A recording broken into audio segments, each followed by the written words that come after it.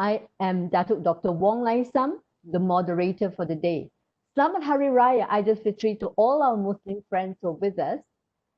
And I noticed from the lists who have signed in that those who were with us in our first webinar, Rethink, Reinvent, Revitalize in the New Normal, and our second webinar, Making the Climb to Recovery, are also with us.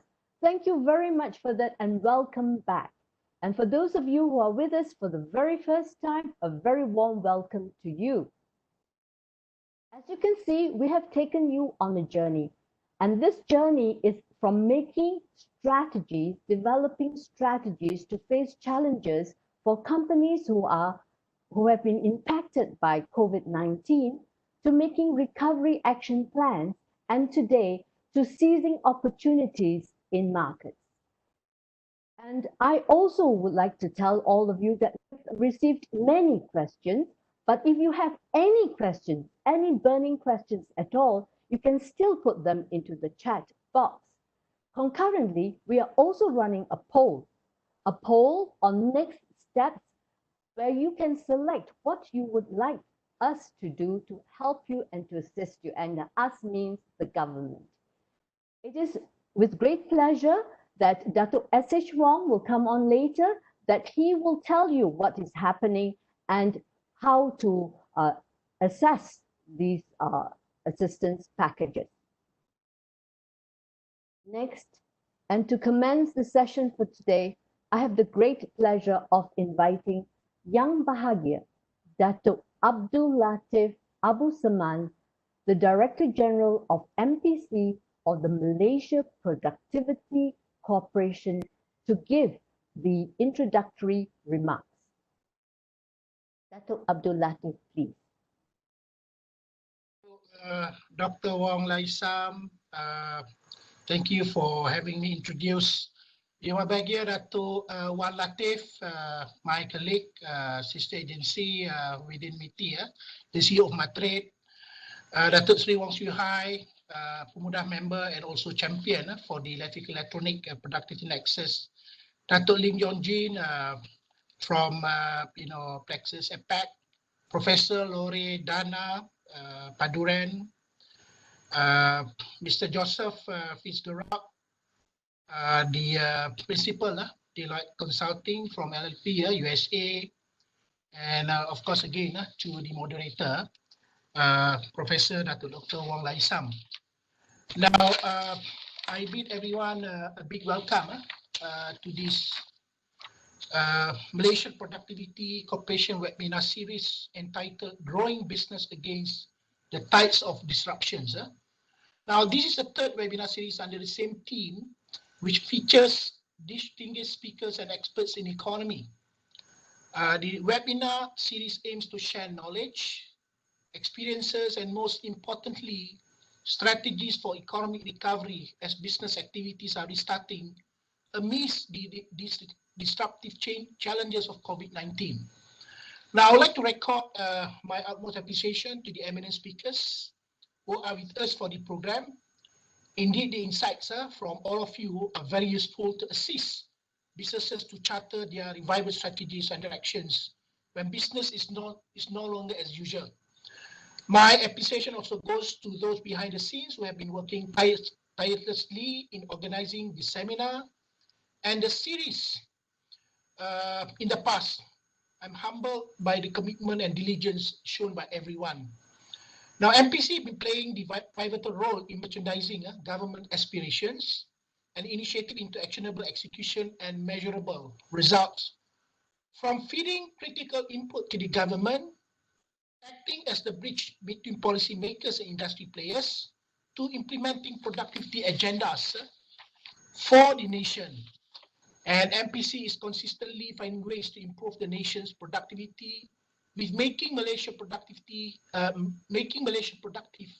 as the theme. MPC have introduced a private driven program such as leveraging on the special task force to facilitate business. Now, under this task force, we have got 12 technical working groups, and these groups focuses on regulatory reforms and guided by competitiveness reports which are produced by the international ranking agencies. We make sure that through these task forces, voices, especially from the industries, are heard at the highest level in the Malaysian government. Now, allow me to share also on the contribution made by the sectoral productive nexus, which which were established in the year 2017 to boost productivity. And this nexus actually led, by the industry captains, looking into 9 prioritized economic sectors. And the 9 nexus, reports to the National Productivity Council chaired by the Prime Minister. The work of this nexus are guided by the Malaysia Productivity Blueprint. Now, I would also like to share the certification of excellence. One of the certification is called the Malaysia Tourism Excellence, in short, MATEX. It is an industry-level certification program for tourism products and services, comprises 5 newly developed standards for travel agencies, adventure tourism, product, site operators and owners, event management companies, and also event venues. Tagged as a certification program from the industry to the industry. MATEX standards and implementation plan were developed by the industry players themselves, who are experts in the specific fields of the standards. Now, to realize all the program above, ladies and gentlemen, let me share with you some programs that MPC had developed since the restricted movement came into force. For example, we have our MPC webinar series. This is to enhance knowledge transfer and capacity building, especially during this movement control order. And we have today conducted from 18 March more than 500 webinars on many topics to benefit industry players from various sectors. And the webinars have witnessed participation of more than 21,000 participants alone. So you can see wonders that technology can do, reaching out to the industry players and our stakeholders. Now, another initiative is the Business Virtual Advisory Clinic. In April 2020, we have conducted a pilot project on Virtual Advisory Clinic, in short, VAC, a one-on-one online advisory service using video conferencing platform to deliver personalized service, consultations, and recommendations in managing issues and challenges faced by industry players, especially those affected by the COVID-19 pandemic. Now, the pilot project we did the study received 93% satisfaction rate on the overall performance and delivery of the model, and nearly 100% of the participants, all of them, indicated interest to attend future virtual consultations like what we have organized earlier. Now, we have also what we call the business virtual mentoring, and from the feedback that we receive from the virtual clinics, now through the productivity nexus, I mentioned about the 9 productive nexus, we have then since executed the business virtual mentoring program. Now, the program is meant to build capacity of individuals involved, as well as to guide and assist them in the online experiences. Currently, we have successfully organized 10 sessions, which was jointly participated by 117 participants. We have also what we call business virtual coordination. Since MCO was implemented, MPC has successfully coordinated more than 100 events virtually. Now, the objective is to coordinate together feedbacks from the industry regarding issues and challenges that they are facing. Now, on virtual training, with the current social distancing ruling, all physical trainings will not be organized in the near future. With that, MPC is exploring to organize trainings virtually. Conducting training virtually is expected to help both the organizer and participants to save costs and time. And participants may also attend training anywhere as long as they are connected to the internet, right? So, ladies and gentlemen, I would like to encourage businesses to leverage on this initiative provided by MPC. They are all free and easily accessible. They are meant to assist businesses towards higher productivity growth, which subsequently will lead to increase of income and optimization of costs and resources. Now, before I end my speech, ladies and gentlemen, I think this is the way to move forward. Technology, is the answer, and we are going to have a different, kind of, economy landscape, and we will need to leverage on technology to get, us connected with our customers, with our stakeholders, and also, with participants who are on board, in the program that we organize. So I hope today's session would be able to assist the industry players to manage businesses barriers better, become more effective and efficient, as well as to seize the opportunities that are available within the market. On that note, I wish everyone, since we are still in the month of Hari Raya, happy Kamatan to our friends in Sabah, and Gawai Dayak Festival to those in Sarawak. So on behalf of the MPC community, I wish you all safety and health, and everyone in our beloved country. Again, thank you for the kind intention for lending, and also for lending your ears. Thank you again. I wish a fruitful session to everyone. Thank you. Thank you very much, Dato' Abdul Latif, the DG of MPC.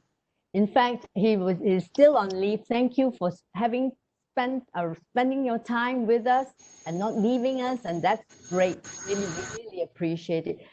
Dato', just to give you all some feedback, based on the response we've received so far, the businesses have found these webinars very interesting and very inspiring. It has helped them in their thought processes, it's helped them in decision making. So on behalf of businesses, I wish to thank MPC and the relevant government agencies for their assistance. Now, ladies and gentlemen, we have a very, very packed agenda for the day, but please, it's a very interesting agenda. Please do not leave your seats. Stay there and be with us. We also want to start off this session by telling you that things have not changed. Throughout civilization, mankind has been through many roller coasters. There's been ups, there's been downs. But what is really important to note is that man has been able to readjust and make changes and reinvent themselves. The question we have to ask ourselves at this juncture, can we do it again this time? As we have a lot to share, I will proceed to invite our main speaker for the day, Professor Dr. Loredana Padurian, the Associate Dean of Asia School of Business, MIT Sloan. She has a very impressive CV, which I'm sure many of you have seen, but the one line that really caught my eye was that she is a global entrepreneurial academic with an impressive track record. I can't beat that. Professor Loredana, please, could you proceed? Good morning, dear friends. Thank you for the wonderful introduction. I have to say, there's always a lot of pressure when people give such a nice introduction. So let's not do that again, all right? I've only done about 500 of these webinars in the past 2 months, but give me a second because WebEx is not one of them. So I'm just trying to learn my slides. Oh, here we go. Thank you so very much to the MPC for this wonderful opportunity.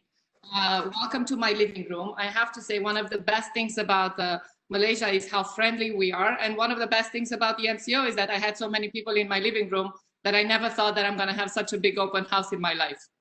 So I wanna share with you a few thoughts today that I have about the, if you want, the new norm and what does it take for this new norm to take us up on the wave, right, rather than die with it. So I'm going to share with you some of my work. Most of my work focuses on the areas of strategy, innovation, and entrepreneurship. And today I try to sort of combine all these three elements together. For those of you who don't know, Asia School of Business is an MIT Sloan startup established by the Central Bank of Malaysia, Bank Negara, here in Kuala Lumpur. We were supposed to move in the new campus this month, but obviously the constructions are going to be postponed. But I truly hope to see all of you in whenever the world is going to be open, and come and visit our campus. And speaking of innovation, like I said, one of my field of research is innovation, but also I'm very, very proud to say that the school that we are building here in Malaysia, the MBA program that we're building here in Malaysia, was recognized twice for being the most innovative MBA program, once in 2017 and once in 2019. And as a proud Malaysian, because I am from Bukit Tungku, in case you're asking where I'm from Bukit Tungku. I'm very, very proud of this school. So, like I said, I've been doing about 500 of these webinars in the past 2.5 months, and everybody wants to learn, what are we learning from this crisis? And what can we learn from this crisis that we can learn forward, right? And is there something that this crisis can teach us that actually can help us?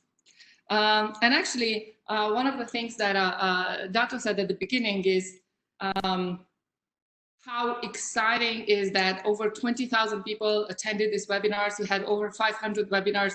That's amazing. And one thing that we have learned in a business school especially is during a downturn, people learn more and people want to learn more.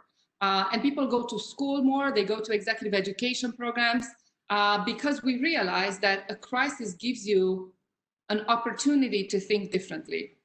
So at Asia School of Business, we launched also a series of webinars. We have a lot of executive education programs online. And what we are trying to see is how can we use what we have done so far and apply it in this crisis. So one of the things that we learned from this crisis is that, unlike my business, for example, which we can produce a lot of our content online, the reality is that most companies cannot produce their goods and services working from home. So this was a major shift. Some especially if you want the manufacturing industry, was severely affected by this MCO. Another thing that we learned, though, is also no matter what business you're in, it's a people business.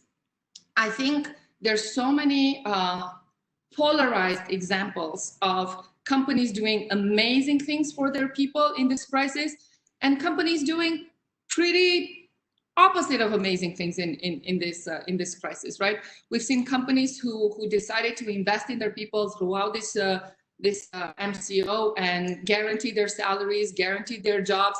On the other hand, we've seen massive layoffs in various diplomatic ways, if you want. But the reality is that if companies survived throughout this MCO, throughout this crisis, it's because they have invested in people. And like Dato said before, and I actually took down the comment, no matter what business you're in, today you're in a technology business. And what do I mean by that? You don't have to be a data company. You don't have to be a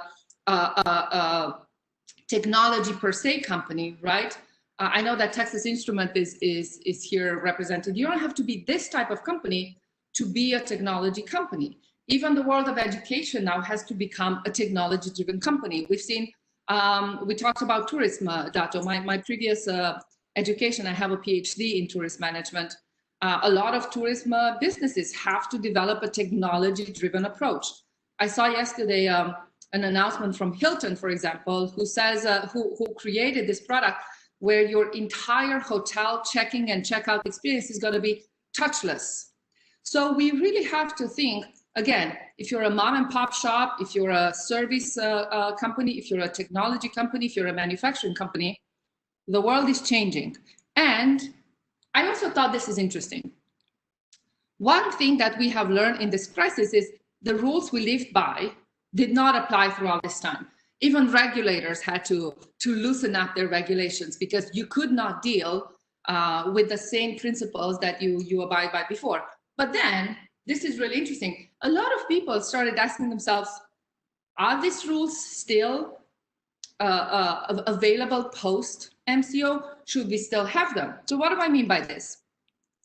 Remember I said, no matter what business you're in, it's a people business and a technology business. But including ourselves, including myself, including everybody in this panel, we have to realize, we have to reflect on the fact that we have changed. We have a much higher tolerance for things that before we didn't. and a much lower tolerance for some things that we did before. So customers, employees, stakeholders have changed, and in a way, the genie is out of the bottle. I want to give you an example. I'll give you two examples without naming names, but one of them is one of the largest telecom companies in Malaysia. And during post-MCO, the week after MCO was lifted, I called the company and I said, I need to change my internet package because obviously I've been using billions of data throughout this. And they said, yes, ma'am, you're going to have to come to the store to do this. And I thought, isn't that interesting? That's a technology company that still acts in pre-COVID times, which even in those times, there's absolutely no reason for me to physically go to a store to show you my phone, to give you my ID so you can change my contract. But on the other hand, you see some changes of companies. For example, I have pets. I don't have children, but I have cats. I rescued 2 cats.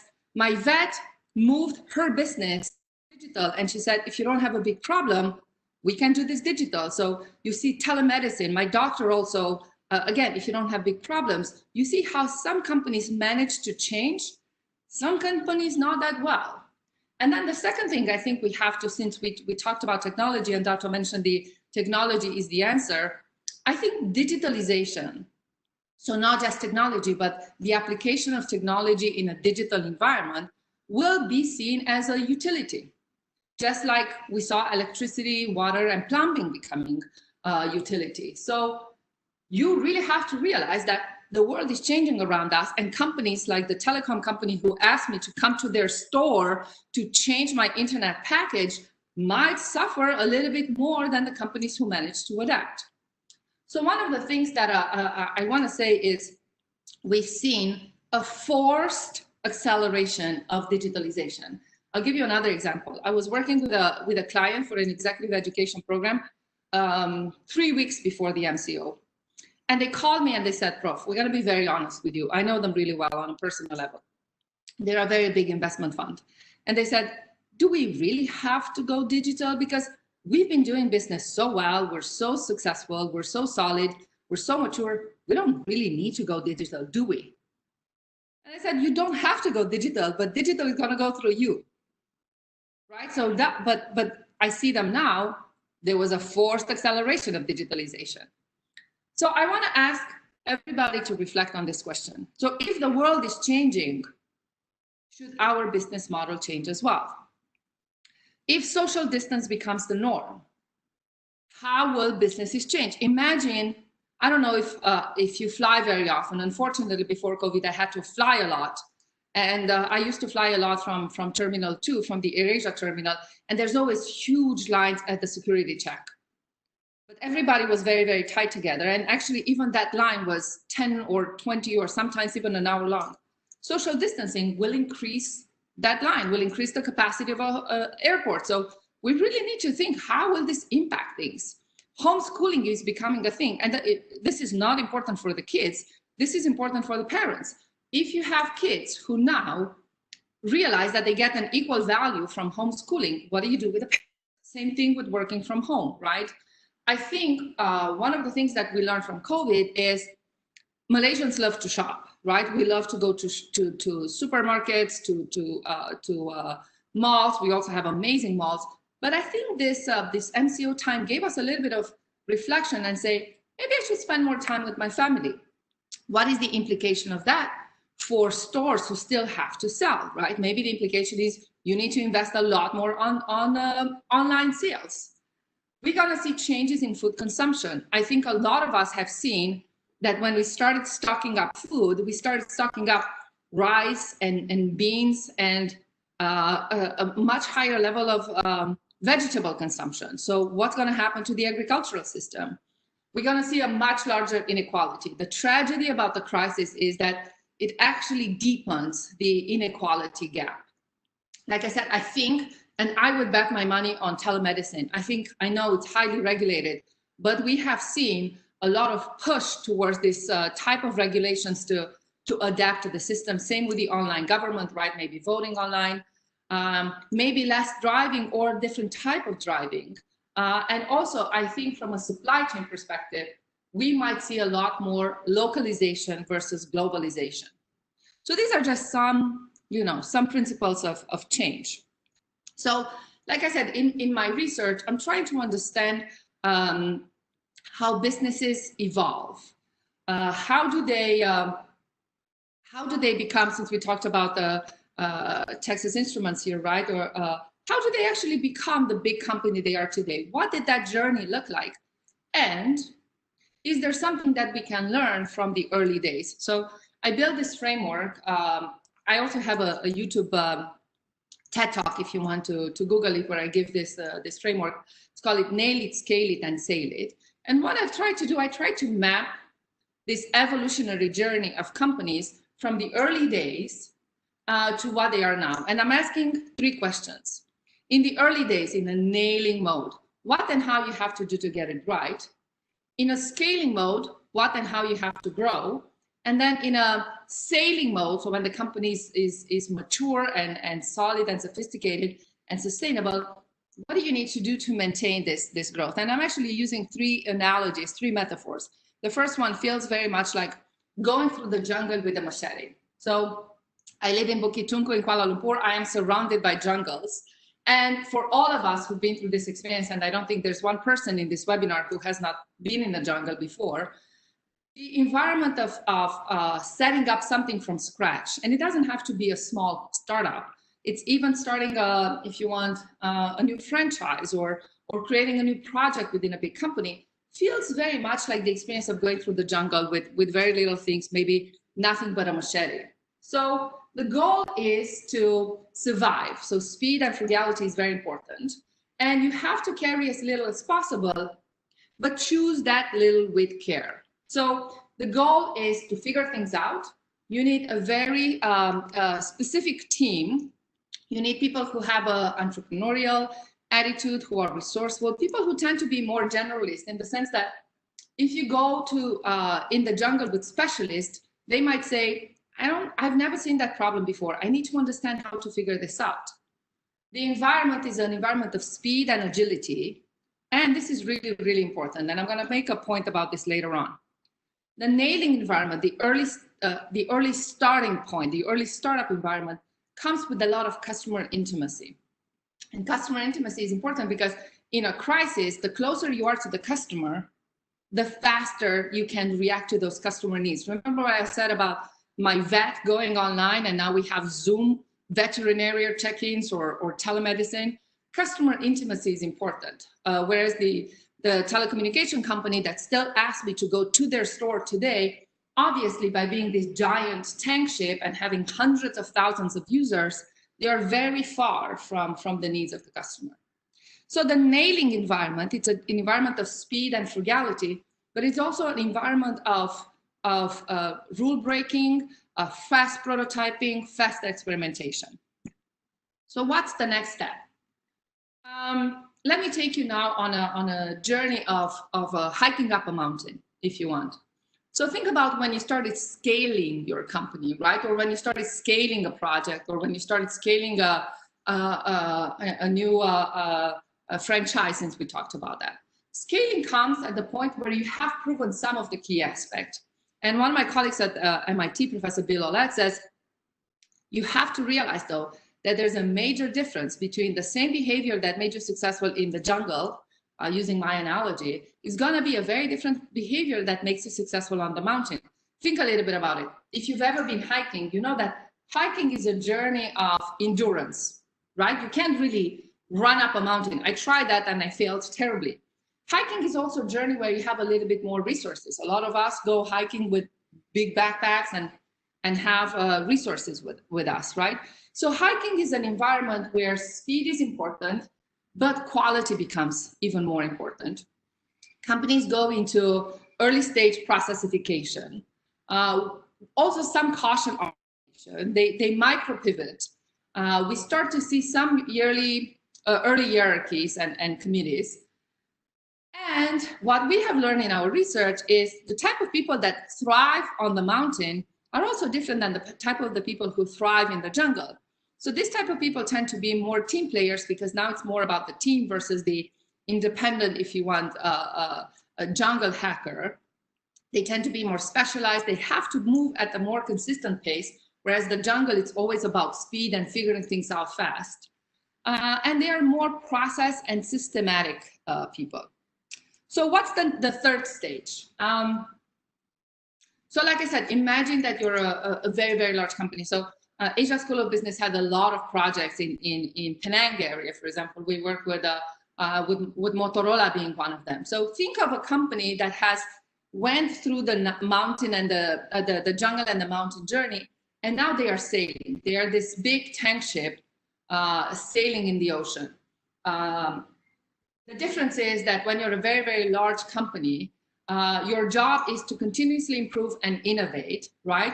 While holding the helm, right? So you need to keep your company stable. You cannot shift too fast. But the disadvantage of these very large companies is that they can move too fast. And I think, again, if I bring back the example of the telecom company who forces me to go to the store, I'm very upset because of that, because they are a technology company. They should figure that out. It's because they have very sophisticated systems in place, and the system does not allow you to react as fast as the market wants you to react. So this environment, the sailing environment, if you want, the ocean environment, is an environment of sustainability, stability, and continuous improvement, but is also a lot more structure and discipline. And because of that, it's complex and hierarchical, and it moves less fast. You need people also who are more stable, role and rule centric. They are delegates and reporters, right? I see a problem, I refer a problem. So for the reality is that it doesn't matter, you know, where you are. So let's say we were talking about Motorola. The reality is even a company like Motorola is constantly going through this process of jungle, mountain, ocean, right? Maybe not the company per se, but many units within the company, or some of them are still in the jungle. They are still trying to figure out maybe a new product or a new market or a new process, etc., right? And then they go scaling. So what do we do in a crisis? Why am I telling you the story of hiking in on the mountain, going through the jungle, and then sailing in the ocean? So like I said, I've been asked every day since this COVID started, what do we do in a crisis? What do I do, Prof, if I'm a sailing company, if I'm a large company? What do I do if I'm in a scaling mode? And the reality is that you have to go back to renailing it, right?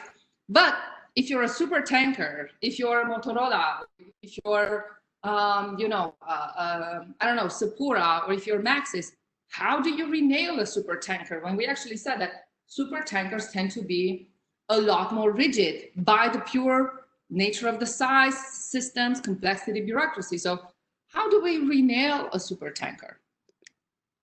So remember I talked about people. The reality is that a lot of super tankers tend to get rid of the nailers, tend to get rid of the people who are the jungle mentality, because these nailers tend to be rule breakers. And a super tanker like this one, imagine it's a little bit like a military ship, right? Everybody has clear roles and rules and obligations.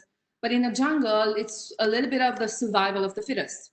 So what I've seen that works successfully from a people perspective is creating special task forces of people who have the nailing mentality, who are going to jump out of the airplane without asking you where, why, where we're going, what's happening. They're going to just jump out.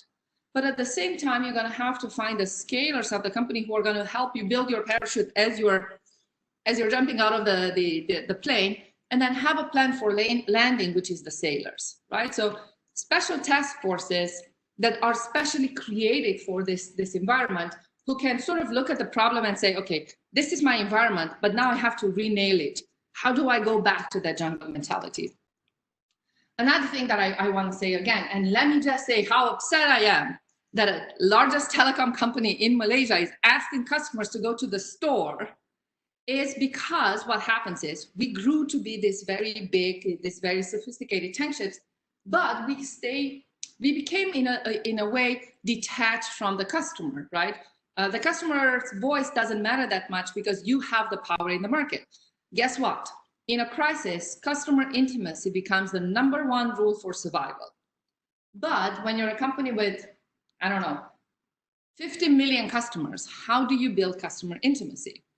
this is a different talk that I give, and I talk about the value of artificial intelligence in building customer intimacy. And what do I mean by that? Do you sit on large piles of data? The answer is yes, for all of us, right?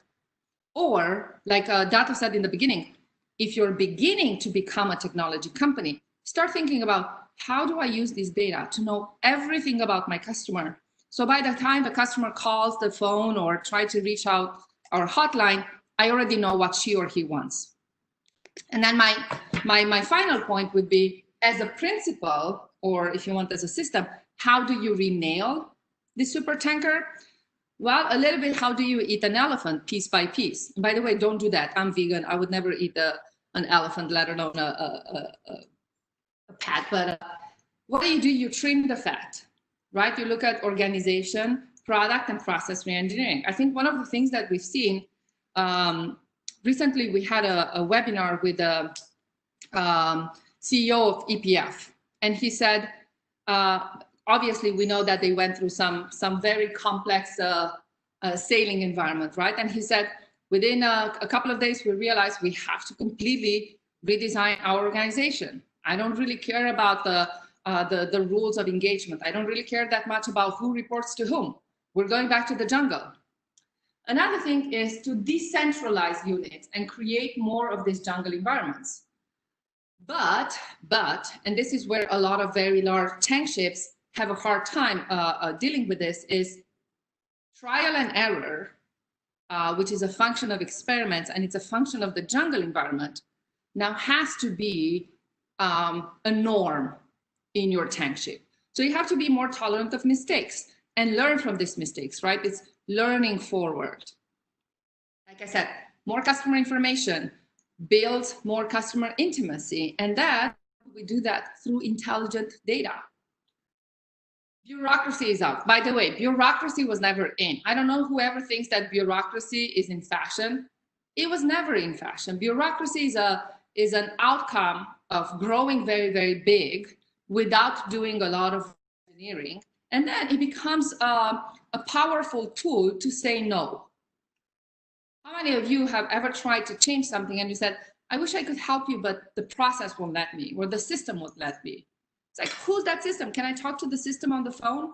But what it is because we have become this large tank ships, the nature of building a very sophisticated system creates a lot of bureaucracy. So look back at policies, look back at the standards, SOPs if you want, right? And I would say that this crisis gives you an opportunity to a do-over, forced accelerated digital transformation. A year ago, I attended the Dean's Conference in the United States, and about 80% of the schools were traditional schools where everything was happening in person. And we were asked how many of us are planning to have a more hybrid version. Maybe 5% out of everybody who was in the room. And everybody said, oh, I'm not going to worry about that. I know digital learning is important, but I have other worries, including mine. So it's not like we were any better. Guess what? We had to learn how to go digital in 3 days. In 3 days, we had to learn how to put everything online. Is it perfect? No, because we're still in the jungle. But as we are learning forward, right, we can now scale this learning mode. Like you said, you had over 500 webinars. The first ones were not very good. I am sure of that. I had a webinar yesterday with, last week with UNW. We did it on a new platform. Everything crashed. It was terrible. Then we did it again. It was a little bit better, right? But point number 4, experiment, but be tolerant of mistakes. So I'm going to conclude here and I'm going to open it for questions. But my comment would be, don't waste a crisis. I know a crisis is painful. I know many of us lost jobs. I know many of us lost incomes. And unfortunately, many of us lost people. But the reality is that humans are resilient. And I think if we can look at this crisis as an opportunity to maybe not reinvent ourselves, but to find a better version of ourselves, trim some of that fat, get rid of some of the bureaucracy, get rid of some of the rigidity that got us here, who knows, we might actually become even successful out of this crisis. So I think entrepreneurialism as a principle is going to be a significant strategy to move forward. So I'm going to stop here. I'm going to stop sharing my screen. If there are any questions, I would be happy to address them. Thank you, everyone. Thank you. Thank you very much, Prof. That was really inspiring. Don't waste a crisis. Ladies and gentlemen, remember that. Don't waste a crisis. It might not come back again. So don't waste a crisis. We'll take the questions later, Prof. So if it's okay with you all, we will proceed with our next speaker, who's none other than Datuk Wan Latif Wan Musa. He is the CEO of Matrade. He has a wide experience in international trade, having served abroad, I believe in Toronto, in New York, as well as in Cologne. And he's also spent a short stint in Japan, although in a different capacity. So if you please welcome Datuk Wan Latif. Well, thank you very much for the kind introduction, Dr. Wong, my former boss, actually. Good to be associated with you again, Datuk. Well, let me begin. Assalamualaikum and salam sejahtera to fellow panelists and the audience out there.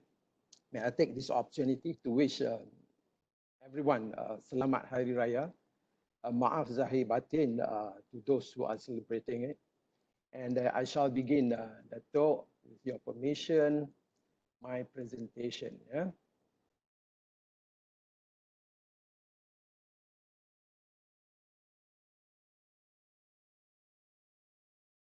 Okay, all right. So the topic of our webinar today is actually growing business against the type of disruptions, which is very relevant in context of where we are today.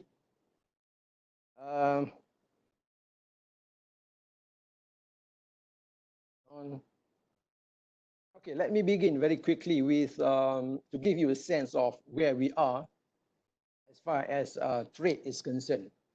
As we can see from this slide, trade has gone up tremendously from 9.45 billion in 1970 to 1.835 trillion. When I say trade, it is a combination value of, it's a combined value of export and import. Yeah? So definitely trade drives the Malaysian economy since 1970s, where Malaysia rapidly went through the process of industrialization. In 2019, the ratio of trade to GDP stood at 121%, and we were the 25th largest trading nation in the world. As we all know, there are more than 160 countries in the World Trade Organization. So being a small country with only 32 to 3 million people and ranking 25th globally, I think we are not bad in that sense. And what I wish to say here is that Malaysia is an open economy where we trade with more than 200 countries around the world, actually. Now, looking at the performance of our trade since the year 2000, we are seeing here an upward trend, yeah? Since those years. With the exception of 3 years, 2001, 2009, and 2019, which was last year. Obviously, there were 3 key events during this time. A global recession in 2001, where export declined by 10.4%. In 2009, global financial crisis, which started in the United States, where our export declined by 16.7%. And last year, as we all know, there was USA-China trade conflicts, and we were equally affected. Exports were down by 1.7%. So the question now is, what is the scenario for this year as far as our export is concerned? And based on Bank Negara's estimate the other day, exports of goods and services are expected to decline by 13.6%.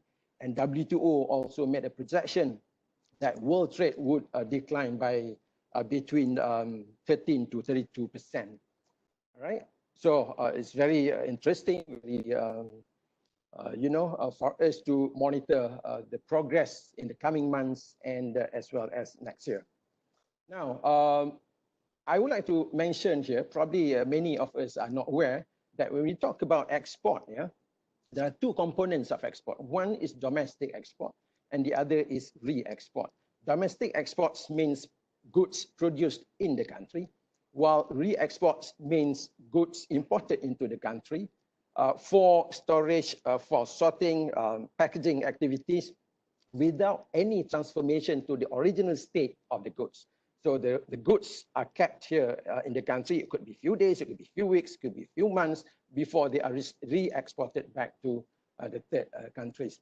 So while total export last year declined by 1.7%, as mentioned just now, domestic exports actually rose by 1.3%. What brought us down last year was actually re-exports, which declined by 14.1%. The major products of re-exports are electronics products, petroleum products, and manufacturers of metal. In fact, E&E alone represented about 48% of our re-export activities. Now, domestic export, I mentioned just now, versus re-export performance from the year 2010 to 2019. No doubt, our domestic export has been rising at a CAGR rate of 3.4%, but re-export rose faster at 19%, which resulted in the declining share of a domestic export from 94.4% in 2020 to 82.6% to 2019. We are not saying that we do not welcome re-export activities in the country. In fact, it has been the policy, the initiative by the government to attract or to make Malaysia a center for logistic and re-export activities. But what we need to do here is to increase the share of domestic exports. Hence, the role of our local companies, the role of large companies, SMEs included, as well as MNCs, are key to ensure that our domestic export will continue to rise. Now, composition of trade in 2019,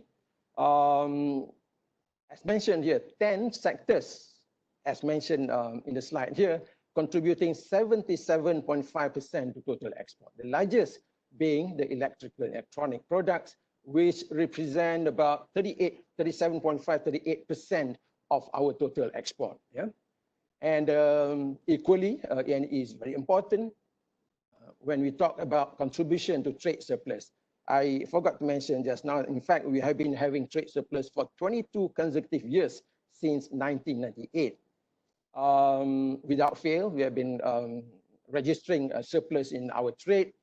And as mentioned here, 92.6% of this trade surplus of 137.31 billion last year was contributed actually by electrical electronics. Others that contribute to the trade surplus in small percentage include palm oil-based products, LNG. Not much actually. Yeah. All right. Now, looking at the performance of E&E from the year of 2000 to 2019, as you can see here, it mirrors almost exactly the trend of overall trade performance, with 3 years of decline in 2001, 2009, and 2019. For the fact that, as I mentioned just now, electrical electronics are the largest export products from Malaysia.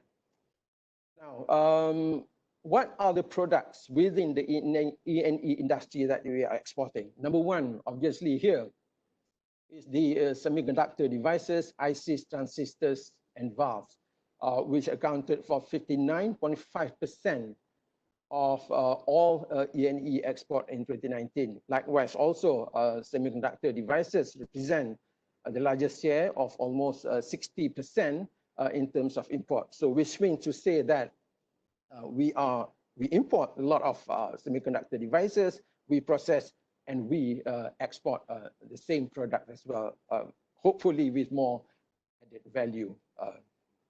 All right, but other than that, other products, E&E products include telecommunication equipment, ADP, automatic data processing machines, electrical machinery, and parts of office machines. So let's look at January to March this year. In terms of trade performance, total trade, we are happy to note that the numbers are all positive. Total trade increased by 1.2%, exports increased by 1.1%, imports by 1.3%, and trade balance increased by 0.1%. The question would be, what would be the performance from April onwards?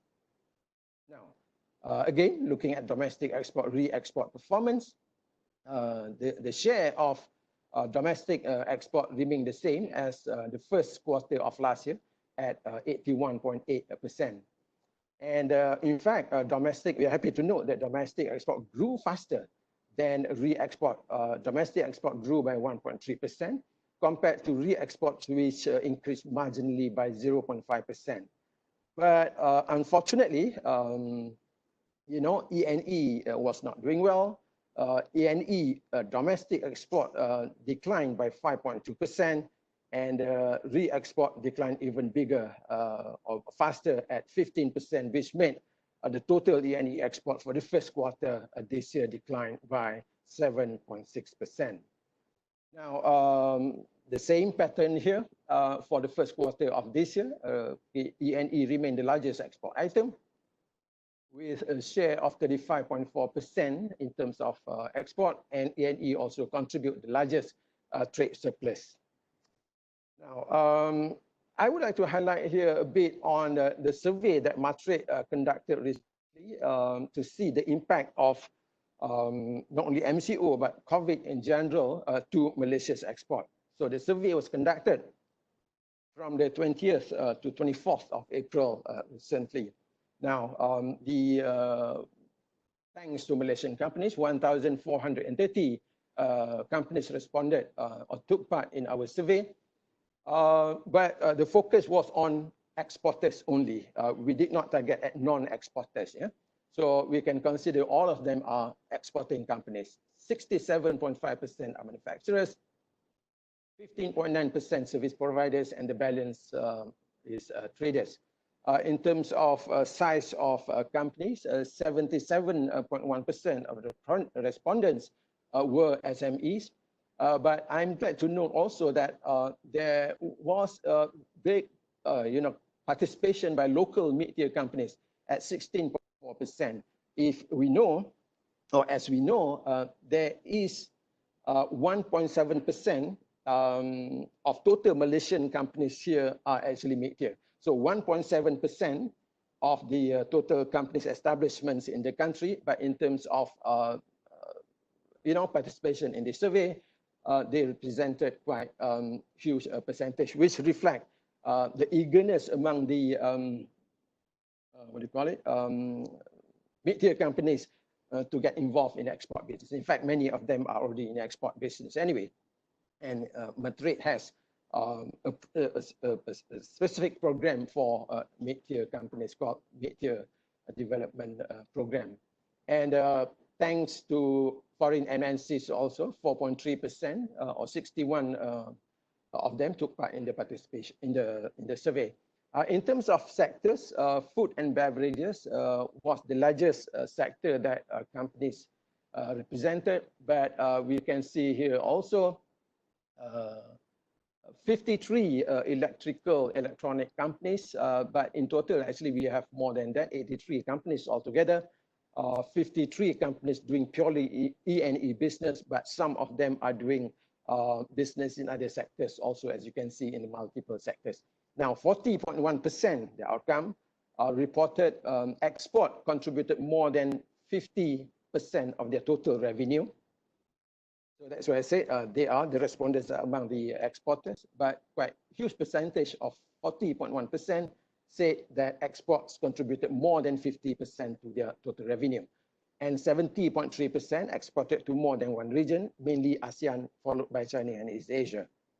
Now, this one is feedback from the ENE respondents specifically. So as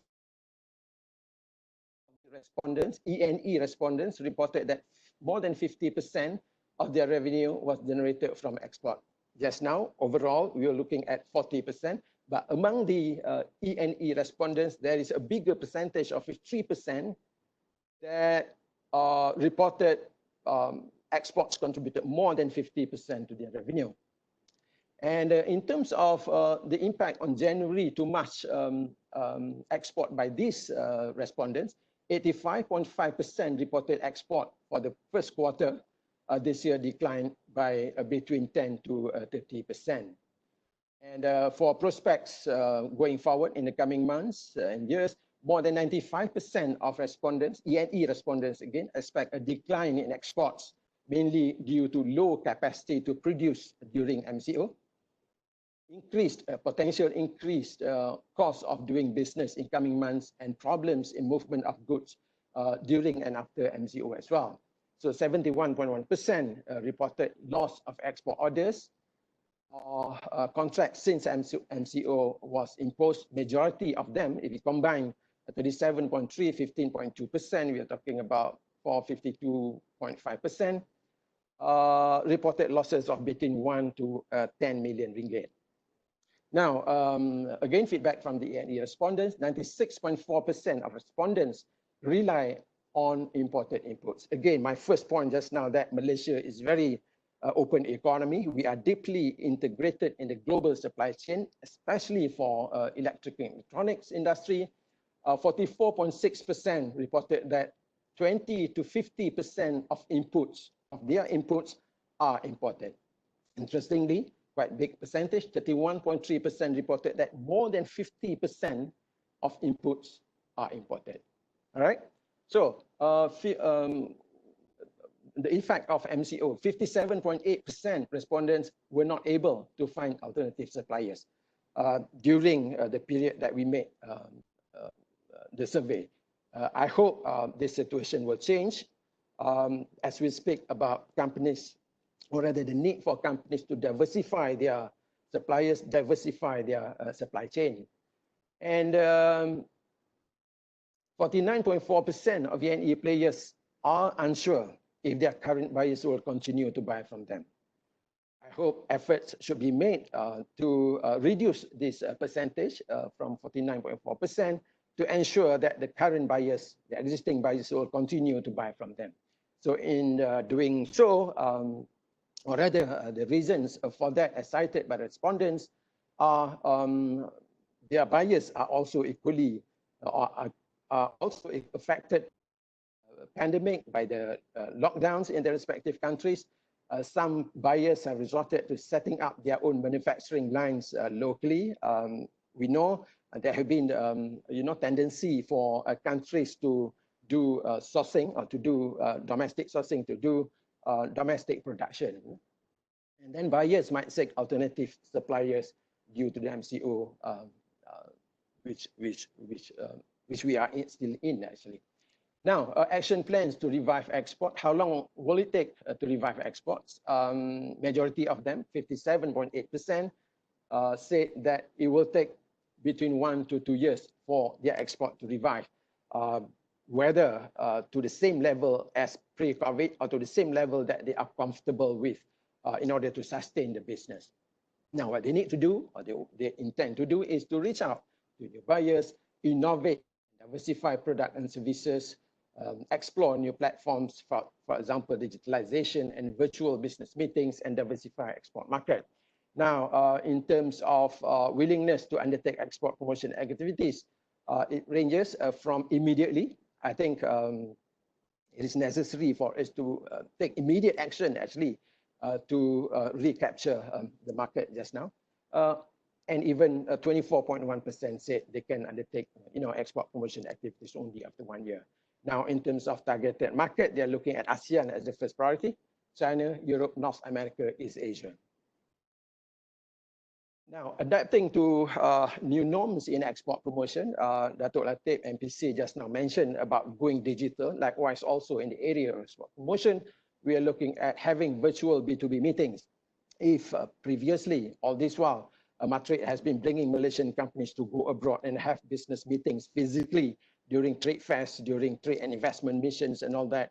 But since the first day of MCO, we have already conducted more than 500 virtual B2B meetings, leveraging on the presence of our trade commissioners abroad. We have 46 offices of trade commissioners abroad. So we really leverage on their presence to link Malaysian buyers with the buyers in their respective countries virtually.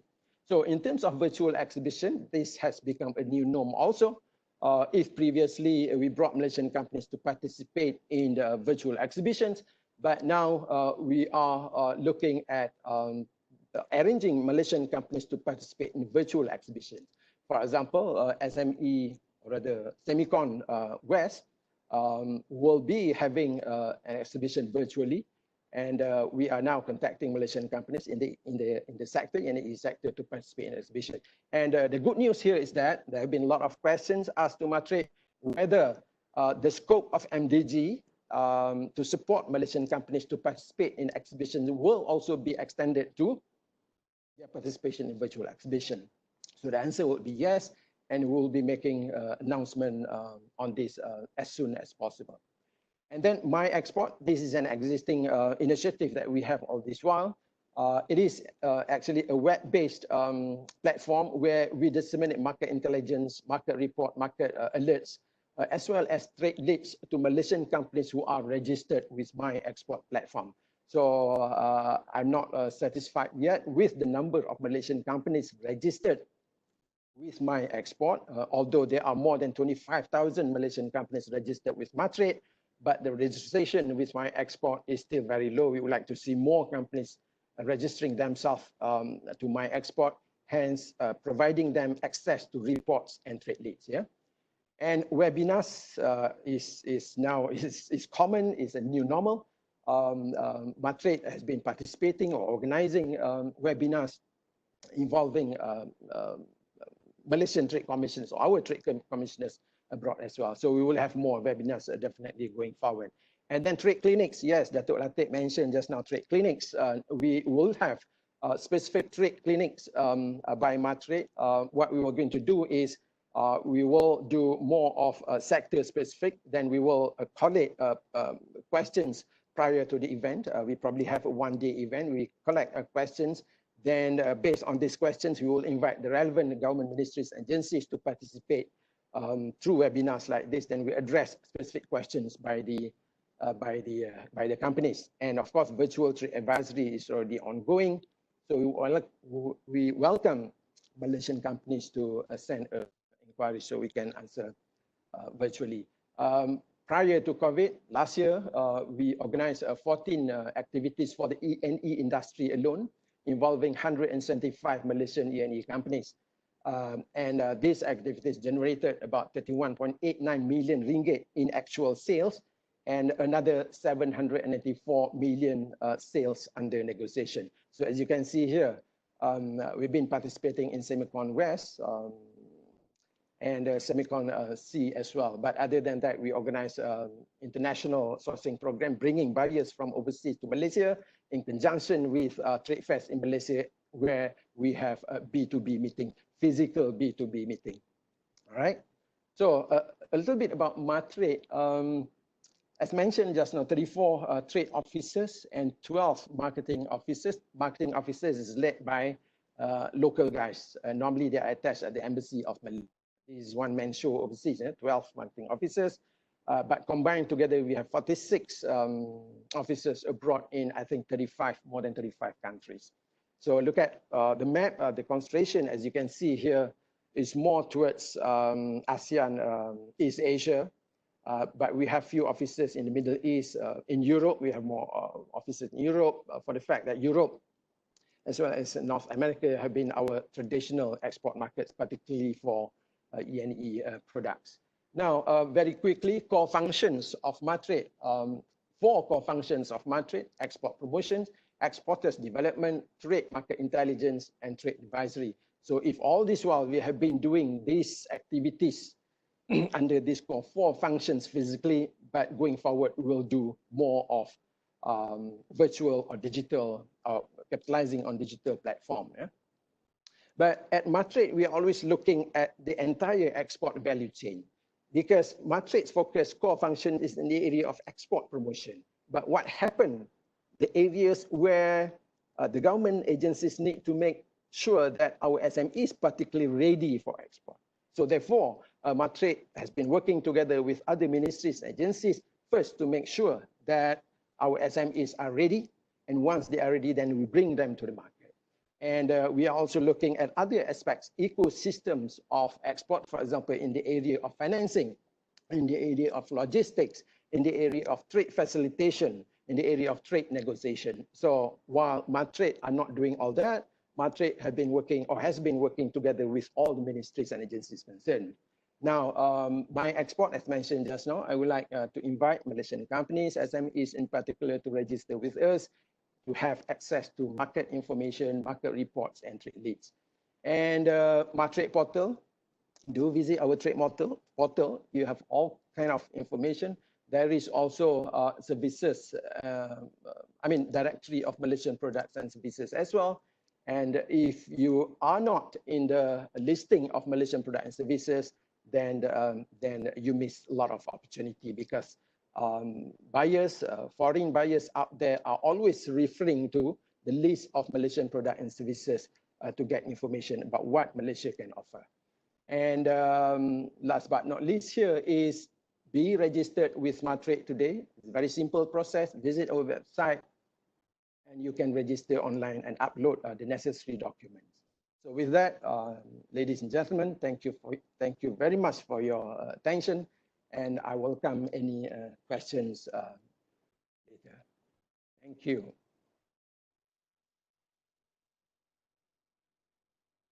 Thank you, Datuk Wan Latif, CEO of Matrade.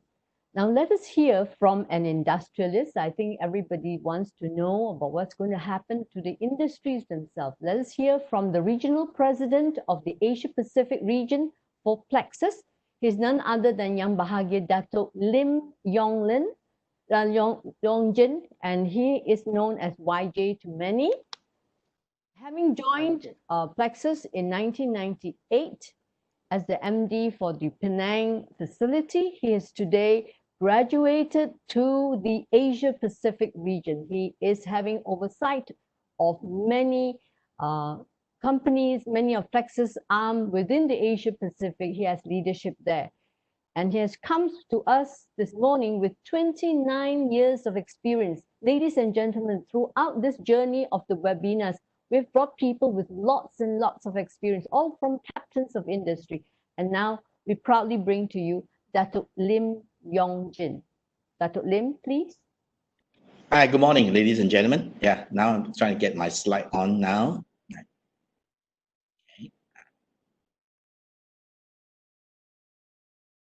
Expand it. Okay, hi. So let me introduce a bit about myself. I'm the responsible for the Plexus in APAC. We started in Asia back in 1999, and that's where about the year I joined. And that we are basically headquarters in this Neenah, Wisconsin, somewhere just 3 hours north of Chicago. So APAC is actually their largest region. Penang is their regional headquarters. And in Penang, we have more than 8,000 employees. And in Penang, we are the largest location, right? So as the map on the right shows you all our facilities around the world, and it basically concentrated in Asia, North America, as well as the Europe side. So below that, it shows you the type of services that we have, and the services we have includes all the designs and development, all the way to supply chain, MPIs, or new product introduction, manufacturing, and aftermarket services, right? So we don't design our own product, we design product for other people. A lot of our customers requested us to design sometime from the back of the napkin to a finished product. And then we work on all the other supply chains, as well as building up and ramping, and then delivering to their warehousing or to their customer directly from us, right? So with that, I hope to kind of give you an idea that we do play in a significant spectrum. We engage in a lot of supply chain and customers, and our focus is less on the consumer type product, we're largely in E&E, and we don't really generally focus in those consumer, as I said, and we tend to do on the higher mix, lower volume product, high complexity, which requires a flexibility model that we need to play in, right? So the next slide itself will kind of give you an idea the kind of sectors that we play in, right? The sectors that we play in, we kind of divide into four sectors: healthcare, life science, industrial and commercial, aerospace and defense, and communication, right? So below that, in the gray background, we have the kind of sectors that we play in each of them. Under the aerospace and defense, I left out the defense side, but we focus on the aerospace for that, So you can see that in each of the sectors, we have people, in a way, the business development people that will tend to focus in each subsector and to try to determine, what is the sector that's growing, the evolving changes to the sectors, and as well as in the marketplace, right? Next slide, please. Yeah. So can you remove the LB? Okay? So first, I kind of said it, like, what is the post-COVID-19 world, right?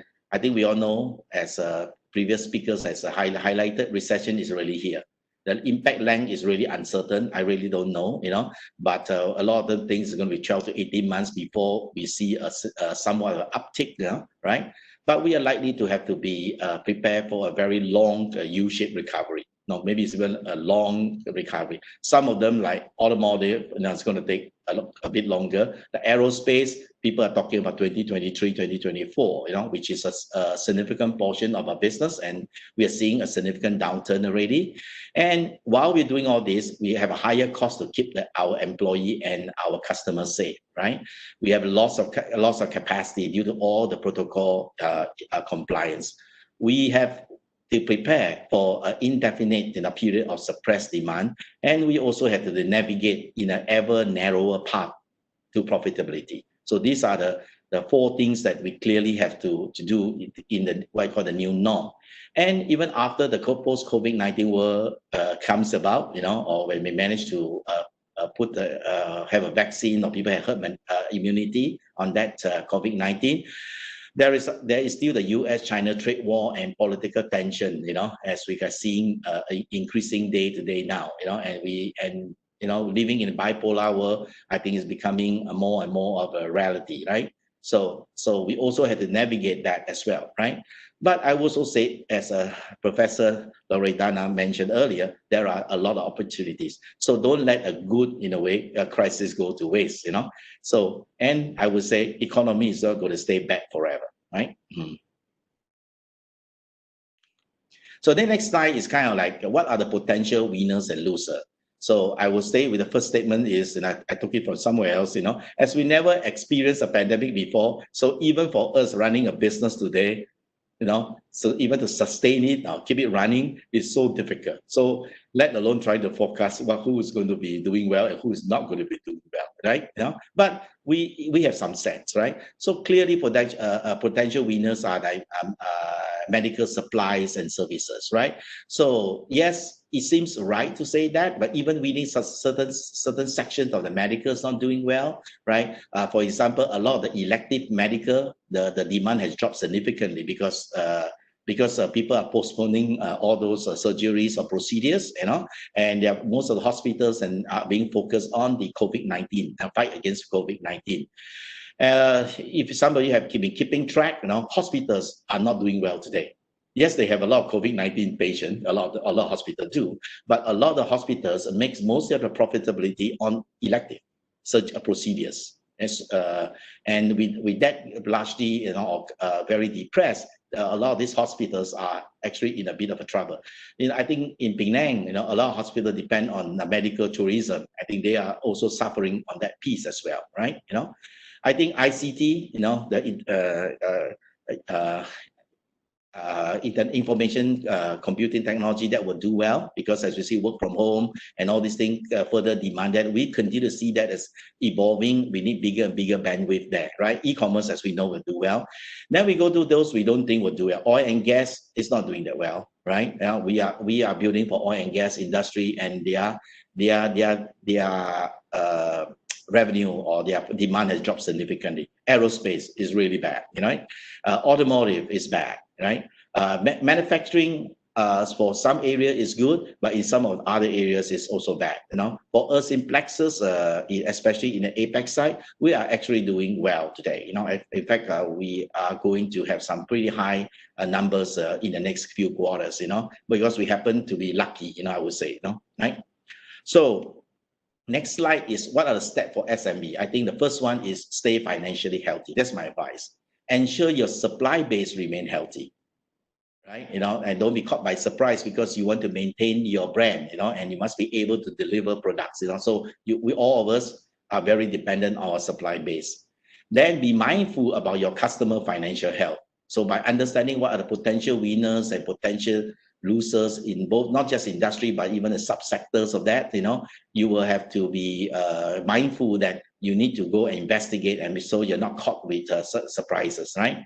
And watch out for industry consolidation. This has already have begun. We are seeing a desire to review whether they should be in manufacturing in-house or outsource externally or move to a low-cost geographies and so on. So increased outsourcing, we will definitely see that because as an industry lose scale because of the depressed demand. In other words, there is a cost takeout game for the companies, right? Then reach out to your customer and target to understand their pain point. That's my other advice. So global supply chain will definitely change, right? Stay relevant by aligning to that change. Direct your focus to the winner, but diversify wherever possible. So look for partner also wherever possible, right?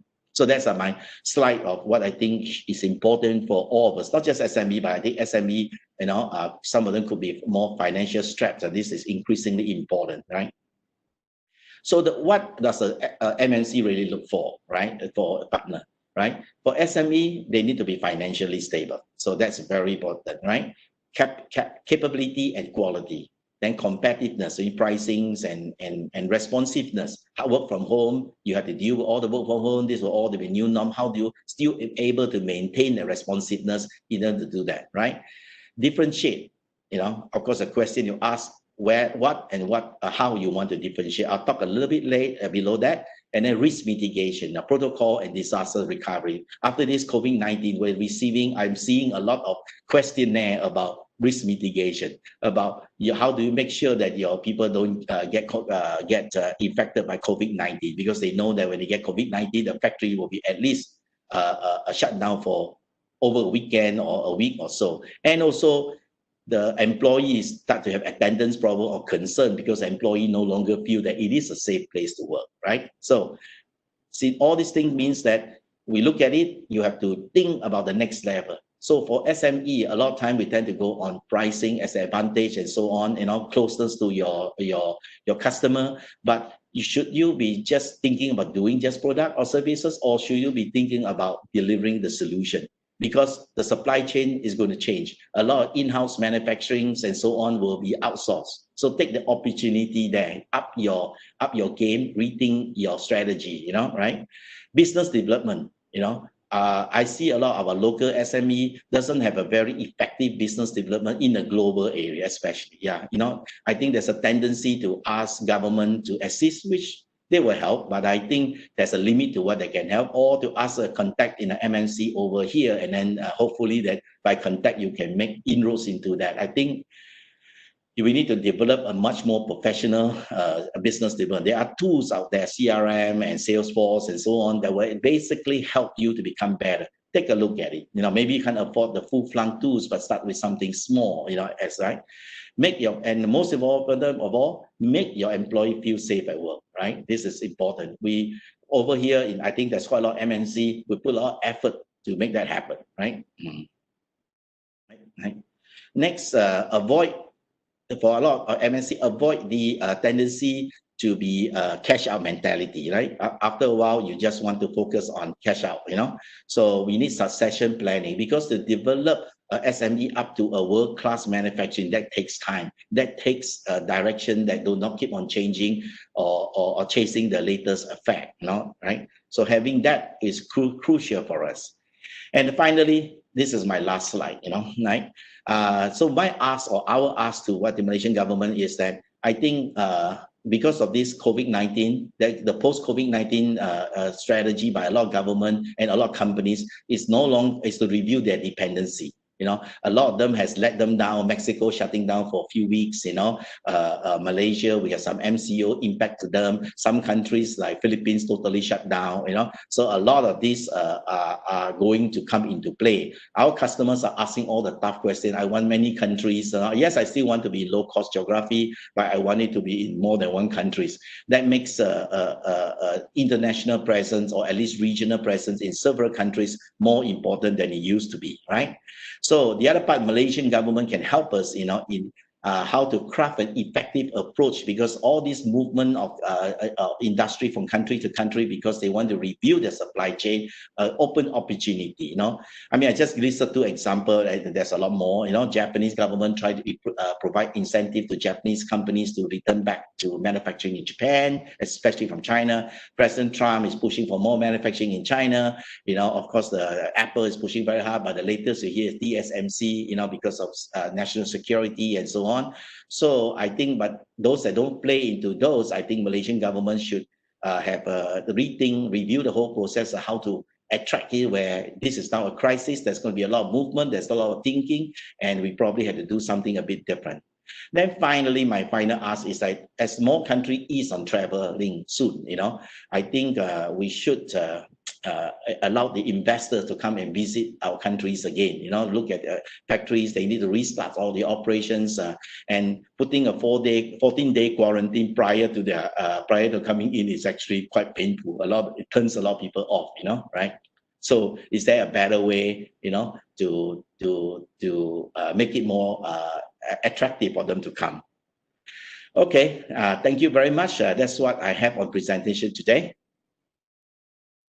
Thank you, Dr. Lim. Spoken truly as a seasoned practitioner. Now, our last panelist comes to us live from San Francisco, USA. I think he is no other than Mr. Joseph Fitzgerald. I hope, Joe, you're not asleep. Are you okay? Okay. Yes, I am. Okay. Joe here is a principal in Deloitte's supply chain practice. He is focused on high-tech supply chain strategy. He has a decade of management and engineering experience in the semiconductor equipment industry. So every one of our speakers are experienced, they are very seasoned, they have been in industry, they've been associated with industry, and that's why we've brought them here. So Joe, please, your session starts now. Thank you. Thank you very much. Thank you for the opportunity, and happy holidays for those that are celebrating. You know, as was mentioned, I come from Silicon Valley in San Francisco. I like YJ's closing photo. That was my hometown. But I'm a partner at Deloitte, a global professional services organization, for those that are not familiar. Deloitte's actually celebrating a 175-year anniversary today, or this year, sorry. Where we're essentially, you know, a professional services organization helping to serve clients and society and governments, you know, navigate all sorts of problems, right? And we have a long history of doing that. Largely as a silent partner. We don't need to take the credit, but we're here to lend a hand and help with expertise and capabilities, really on hard problems in the best of times. And this is, you know, unprecedented times. So we're in the thick of it, trying to help clients.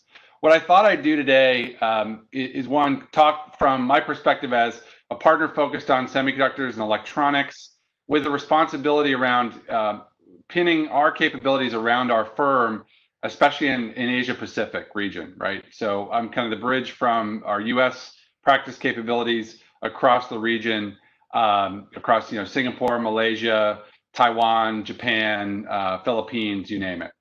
And I tried to share today some of the latest data that's available. Even it's a study that was released today or yesterday in the Wall Street Journal that we do as a CFO survey, just to show some of the sentiment. And then a framework that we're using based on a study we did about a month ago at the peak of this crisis, to help leaders think through, you know, how do you manage the future, right? And just, no one really has a crystal ball, but there are ways where you can kind of look at different parameters and start to think, what are the end points that we might see? And then with that, I'll talk a little bit about the implications on these scenarios with the semiconductor and electronics industries, and maybe tie it all together from what a number of the previous speakers, especially YJ, kind of laid out in terms of the needs and implications. So let me start with the broad topic of the CFO signals. And this is a survey we do routinely around the sentiment of CFOs. There's a lot of data in it. There's actually a link at the bottom of my presentation, and I assume this will be made available, but you can look at the whole survey if you choose to through the link at the bottom. But what I thought was most interesting is the data in this one graph, which shows the sentiment in April in the dark green and the sentiment now a month later in May. And what you see is this is a question of what to CFOs, when is the expected timing of returning to near normal operations or quasi normal operations? What's your best guess? And it runs the spectrum from I have no idea at the left to second quarter 2021 or later. And what you see is just a distinct shift to the right, where there's fewer that say they have no idea. There's a few fortunate sectors, I think, that are saying we're already at normal or above normal. Many of those, I believe, are in healthcare. And then you see, a shift where more and more CFOs are reporting, the first quarter of 21 is now where they see, the full recovery from what they see in their industry, right? And there's, differences by industry. And I think the good news for my industry specialty is, technology, telecom, media, entertainment, all are, relatively more optimistic, saying they're either at above normal or they'll be within 2020 bouncing back. Whereas you see, retail, services, and manufacturing are, a little bit less optimistic in that sentiment. And, like I said, no one has a crystal ball, but this is one thing that we will continue to pulse, among other things, to see how the sentiment shifts. Because it's a bit of an indicator from CFOs thinking about, are their suppliers having liquidity issues? Are they having collection issues? Do I have issues with my workforce? Do I have, employment issues that I have to handle with policies in different jurisdictions, right? And many of the survey respondents here are big, large multinationals, right? So I should mention that, right? And their view is probably more of a, as the top of the supply chain, having a ripple effect down to more small and medium enterprises, and which is why I think getting in their heads as to how they're thinking is helpful for SMEs. With that, just macro data to mention, I'll flip to the study we did about a month ago to think through, how does this crisis play out? Because it's really unlike any other crisis. You can go back to the financial crisis, you can go back to 9/11, you can go back to, in the electronics industry, things around the Fukushima disaster, various typhoons or earthquakes in Taiwan, floods in Thailand. And none of them really do match the parameters of this. And what is different this time? Well, it's a human health crisis, which just changes the game in terms of how you manage it. And so our strategy team looked at really two dimensions around what are the likely scenarios that'll play out in the new normal. I think everyone acknowledges that normal is going to be different. We'll adjust. And the question is, how will we adjust and what is the road to get there? So, the first part is, what is the overall severity of the pandemic? And this is one where, I pay special attention to this in supply chain. I also specialize in supply chain planning. And so this kind of keeps me up at night in terms of supply and demand planning, especially in an industry where you need to start wafers well before you know what you're going to sell, right? So you got to bet on the future. And there's large pressures to have high asset utilization, nor can you move your supply chain overnight. So, we're looking at the spectrum of, is there a rapid peak and then it goes away? I somewhat wish that's true, but it doesn't look like that's going to happen. All the way to maybe a slower dampening and some gradual progression, versus the other end of the spectrum where there's some roller coaster on and off infections, shutdowns, further MCOs, or a big second act or second wave, right? And so the challenge here is how do you manage through that, and what are the likely scenarios that happen? The second part is what is the level of collaboration within countries, right? So what you're seeing today is, maybe a middle of the road in terms of coordinated response, or are people more weak and divided? And so, that's the big question, right? How will the world respond to a collective pandemic that's a human health crisis? And that plays into the picture of how does a globalized industry, especially in the semiconductor electronics industry, respond to that challenge when the global order of things may change very rapidly, far faster than you can restructure a semiconductor and electronics supply chain. So what you get out of that with these two parameters is really 4 extreme scenarios that the team named for us conveniently, and I'll just walk through the names. The passing storm is the pandemic is managed effectively by governments, not without lasting consequences though.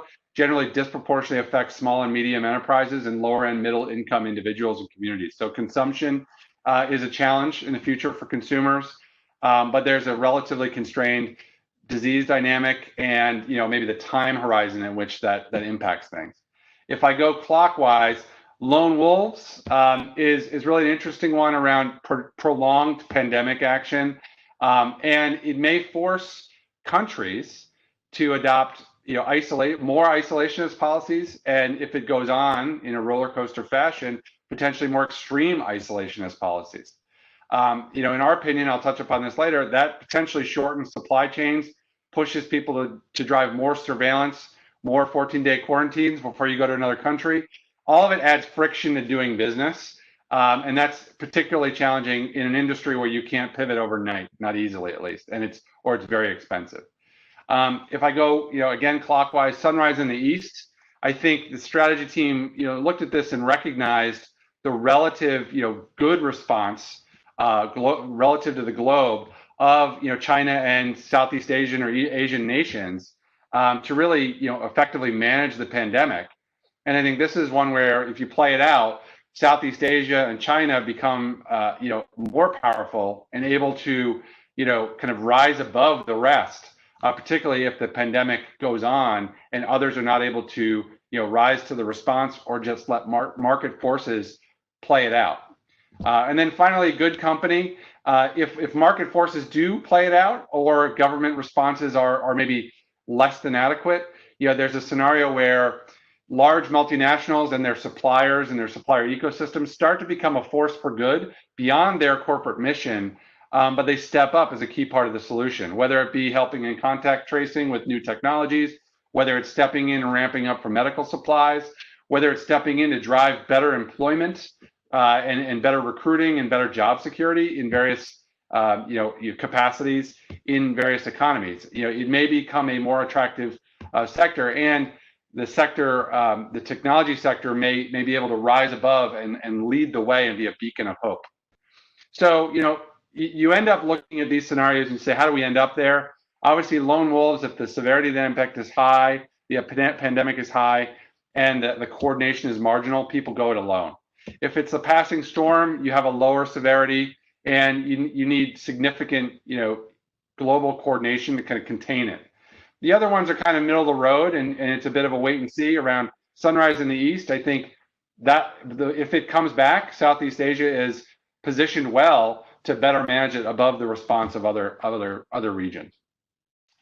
Now, what does this mean for the electronics industry specifically? So, again, if I go clockwise with the passing storm, that's the one where the existing industry structure, scope, ecosystems likely remain largely intact. There's obviously in a short-term pinch, in every crisis we see a greater reliance on credit lines to keep troubled or struggling suppliers afloat temporarily. YJ mentioned industry consolidation. That's definitely activity that's kind of starting to happen. But by and large, it's maybe considered more of a one-time event, similar to other crises. And companies manage the disruption with no major long-term changes.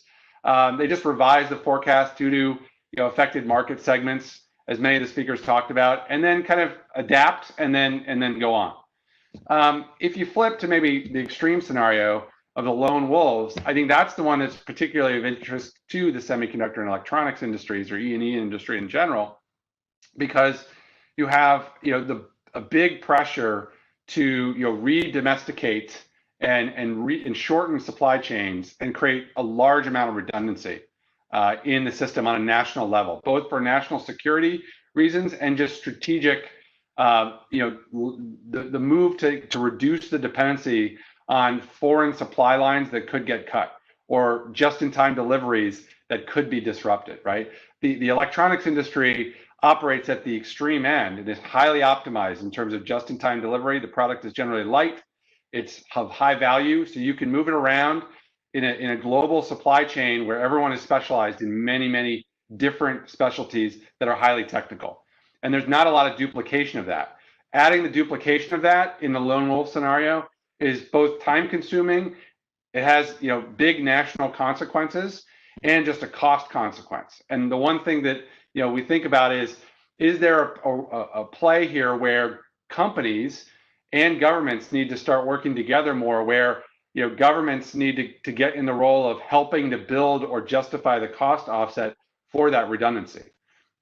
Companies operate the way they do because of the market pressures that they're under, but if governments want more redundancy for their society, they're going to have to play a role in shifting the cost curves of those businesses and those industries to enable that. Going around the clock again, sunrise in the East.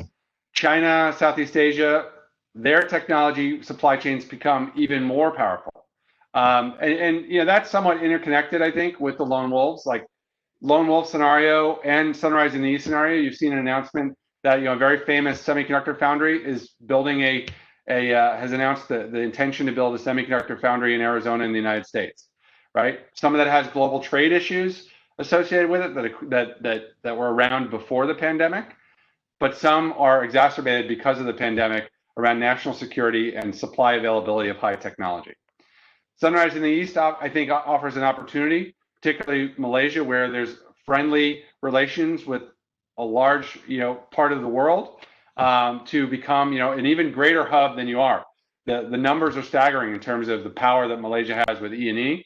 And this is where the industries and the government may step up to successfully and quickly manage the reopening, and then prove they can do it more effectively than anyone else, and manage to keep infection rates low and be an asset. And we suspect that's an artifact of private-public partnerships potentially flourishing, and industry capacity and capability continuing to develop across the region to be a bit of a beacon of excellence, certainly in this industry.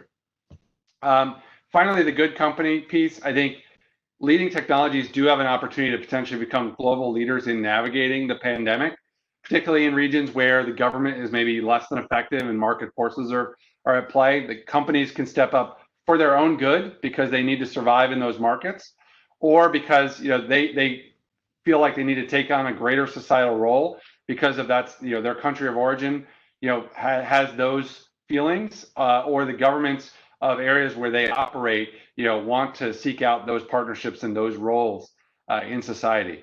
And I think you have the potential where a greater societal view of technology and industry role just changes, right? I think Professor Loredana talked about how digitization is becoming a utility. I think that's definitely true. That's there. And so recognizing that and allowing technology companies to help drive things in society, and reversing some of the trends concerning privacy and market power that have been out there for a few years. I think electronics, semiconductor, and tech companies become maybe an even more attractive career option for both experienced professionals and new graduates. I think there's a lot of concern about folks that are reaching graduation age in technical skills and non-technical universities. What are they going to do next year if they graduate? Are they going to graduate into a very difficult job market? I think the technology industry has in some way seen a surge of need because everyone's virtualizing every business. And so I think there's new offerings and new entrepreneurial options around technology where new graduates and experienced professionals may retool and take advantage of the crisis. And then I think finally, industry relationships with global governments become highly important. global firms, multinationals potentially can play a little bit of a role like the UN of spanning differences and being a broker, for their own good, for the good of their shareholders, but as well as the good of the societies that they serve, where they operate and where in the markets they sell, right? They need people to be healthy and active to sell their products for demand. So they have a vested interest in all the areas they operate. If I double click one more down, I think there's some scenarios around semiconductors and electronics that we've been talking to clients about, just short term, around how do you navigate, especially the severity of the pandemic, and whether it's just a wave, if it's a roller coaster, or if it's worse with a big second wave. So one, these are from previous recoveries. One hypothesis is planning processes and systems tend to break down. Everyone designs for the happy path or reasonable deviations from that happy path. And this pandemic has changed things radically outside of the happy path. And I think the biggest change is there's an intense shift in demand very quickly, the unprecedented in terms of speed of the change of demand. And when you think about the way you model planning, both demand and supply planning, things around materials, things you never thought might be constrained because it's maybe cheap and always available under normal market circumstances, they may become constrained. And other things that were previously always constrained may become unconstrained because you have lower capacity overall, right? And those things, if they fundamentally shift, tend to throw things off. So, in many of our clients in the last kind of big crisis, it took assembly and test operations nearly a year to get back to normal run rates. So people were planning in spreadsheets and making manual adjustments and doing very painful allocation with clients. On the other hand, hypothesis 2 is just be aware that demand signals are going to be flooded with noise, and in aggregate be biased up, right? So you're going to have a mix of critical orders that are being placed that align to lines down, and I need an order, I got to ship something to a client that's waiting right now. But mixed in there are inventory rebuild orders that will also be coming in, and it's really hard to disentangle those two types of orders and be fair to customers that you want to maintain good relationships with, especially in reduced capacity and constrained supply situation, right? And each level of supply chain is going to try to game this and have a view of supply and demand.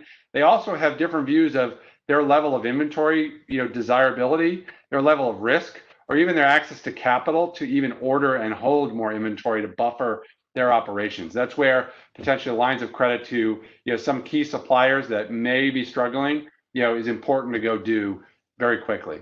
So the general trend in times of constrained supply capacity, companies try to game the system over order.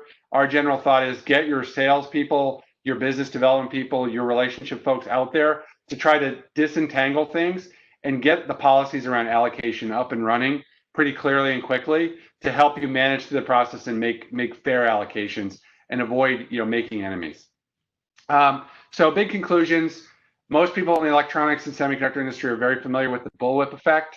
So avoid getting reverse bullwhipped. I think one of the things that keeps me up at night is everyone ramps up from 20-30% capacity to something higher just in time for demand to drop again with more shutdowns and another wave of pandemic, say in the fall, right? And so I think being really market focused around true demand and what's happening in terms of policies out there with governments will be important to embed that into your process to avoid getting kind of reverse bullwhipped.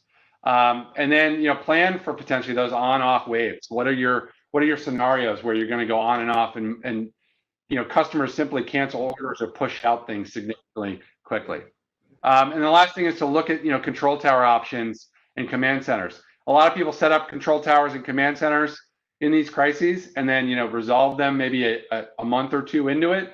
That may become the new normal, right? And so that may be something to think about in terms of digitizing that, having people to execute that in a work from home format. So with that, I'll wrap just to say, I'm from the Deloitte Electronics and Semiconductor team. We operate globally. We're around the world and we're some of the biggest clients in the world. So with that, I will hand it back to the moderator. Thank you so much for that, Joe. I feel that, you have covered the turf very well. Now, unfortunately, we have run out of time. We can't afford to extend into a Q&A session because we need, would you like to have a Q&A session? But in any case. Can we ask for a 10 minutes extension for Q&A, if you don't mind? That's fine with me. Okay, good. Great. Thank you very much. That's the man then. That's Datuk Sri Mustafa. He's been with us throughout this session, just to let you. Almost throughout. Yes, you came in at the right time. Okay, sir. Right. If we have that 10 minutes, I would like to request all the panelists to be crisp in your answer, please, because there are lots of questions. I can't even cover all the questions, but burning questions, here is one. And this is for Datuk Lim Yongjin. Datuk Lim. Yes. Malaysian, and having covered the Asia Pacific region, you're familiar with it. You have leadership of this region, and you told us you're going to do well going forward. The question is next few quarter. Next few quarter. It says that this one requires gut instinct. I'm not asking for the crystal ball. It says, can Malaysian companies weather through this tough period? Your gut instinct. And discuss this in the context of the E&E industry. What about the tier 2 and tier 3 suppliers who have been affected by the MCO as they were shut down till MCO 3?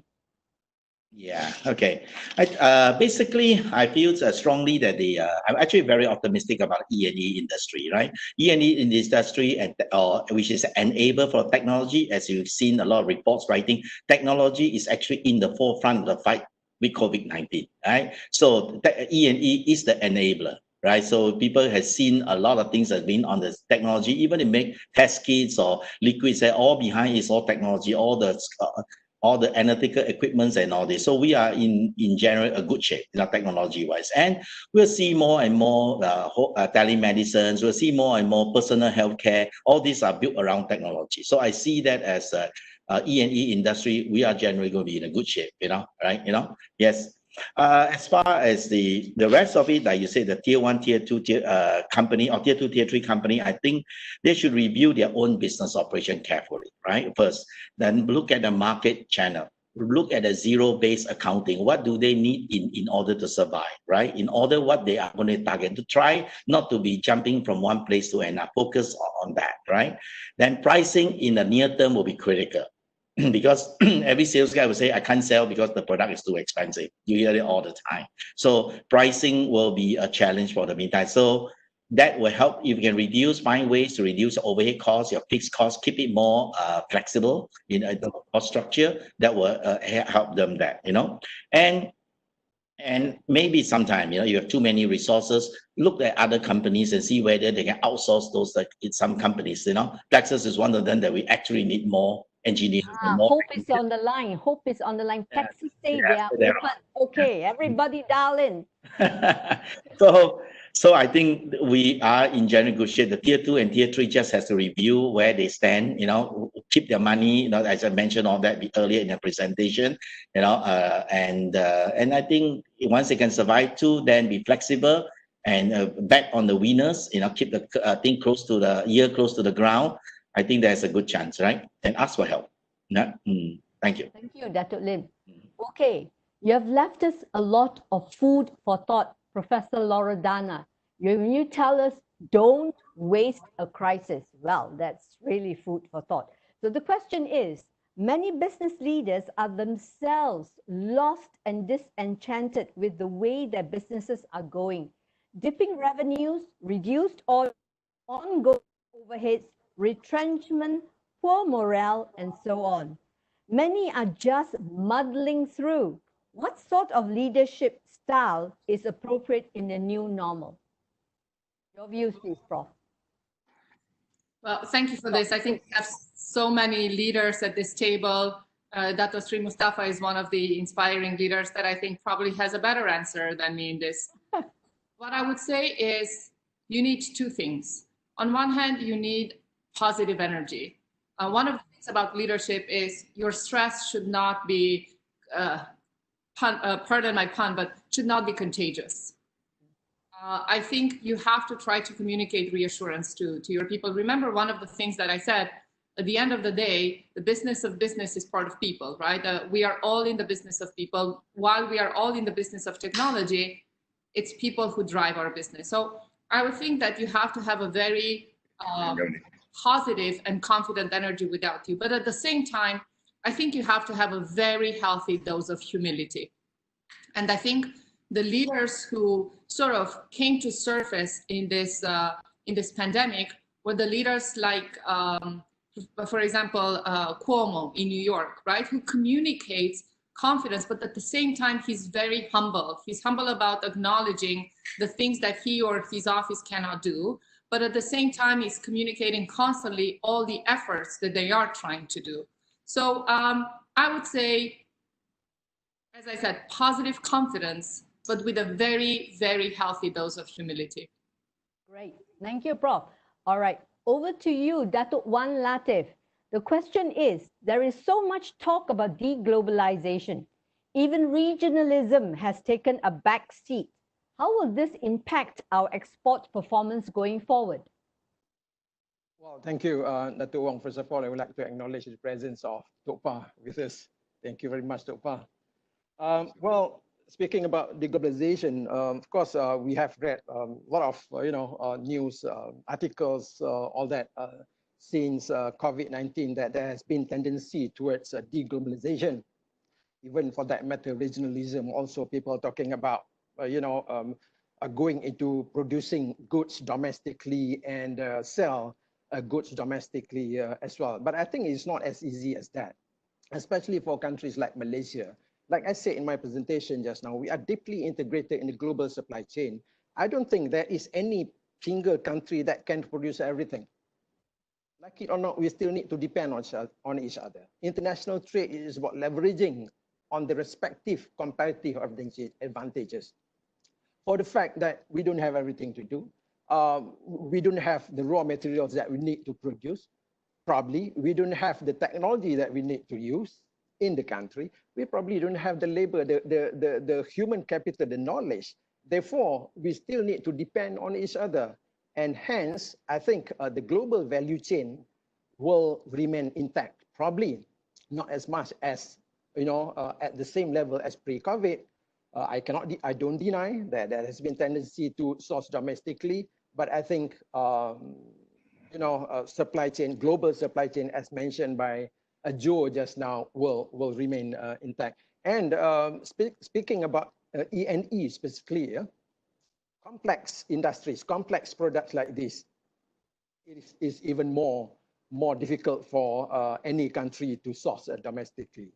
All right, so I think I'll stop there. Latif, thank you. From one Latif to the other Latif, to Datuk Abdul Latif from MPC. In your opinion, what are the priorities of the Malaysian government to help businesses to bounce back?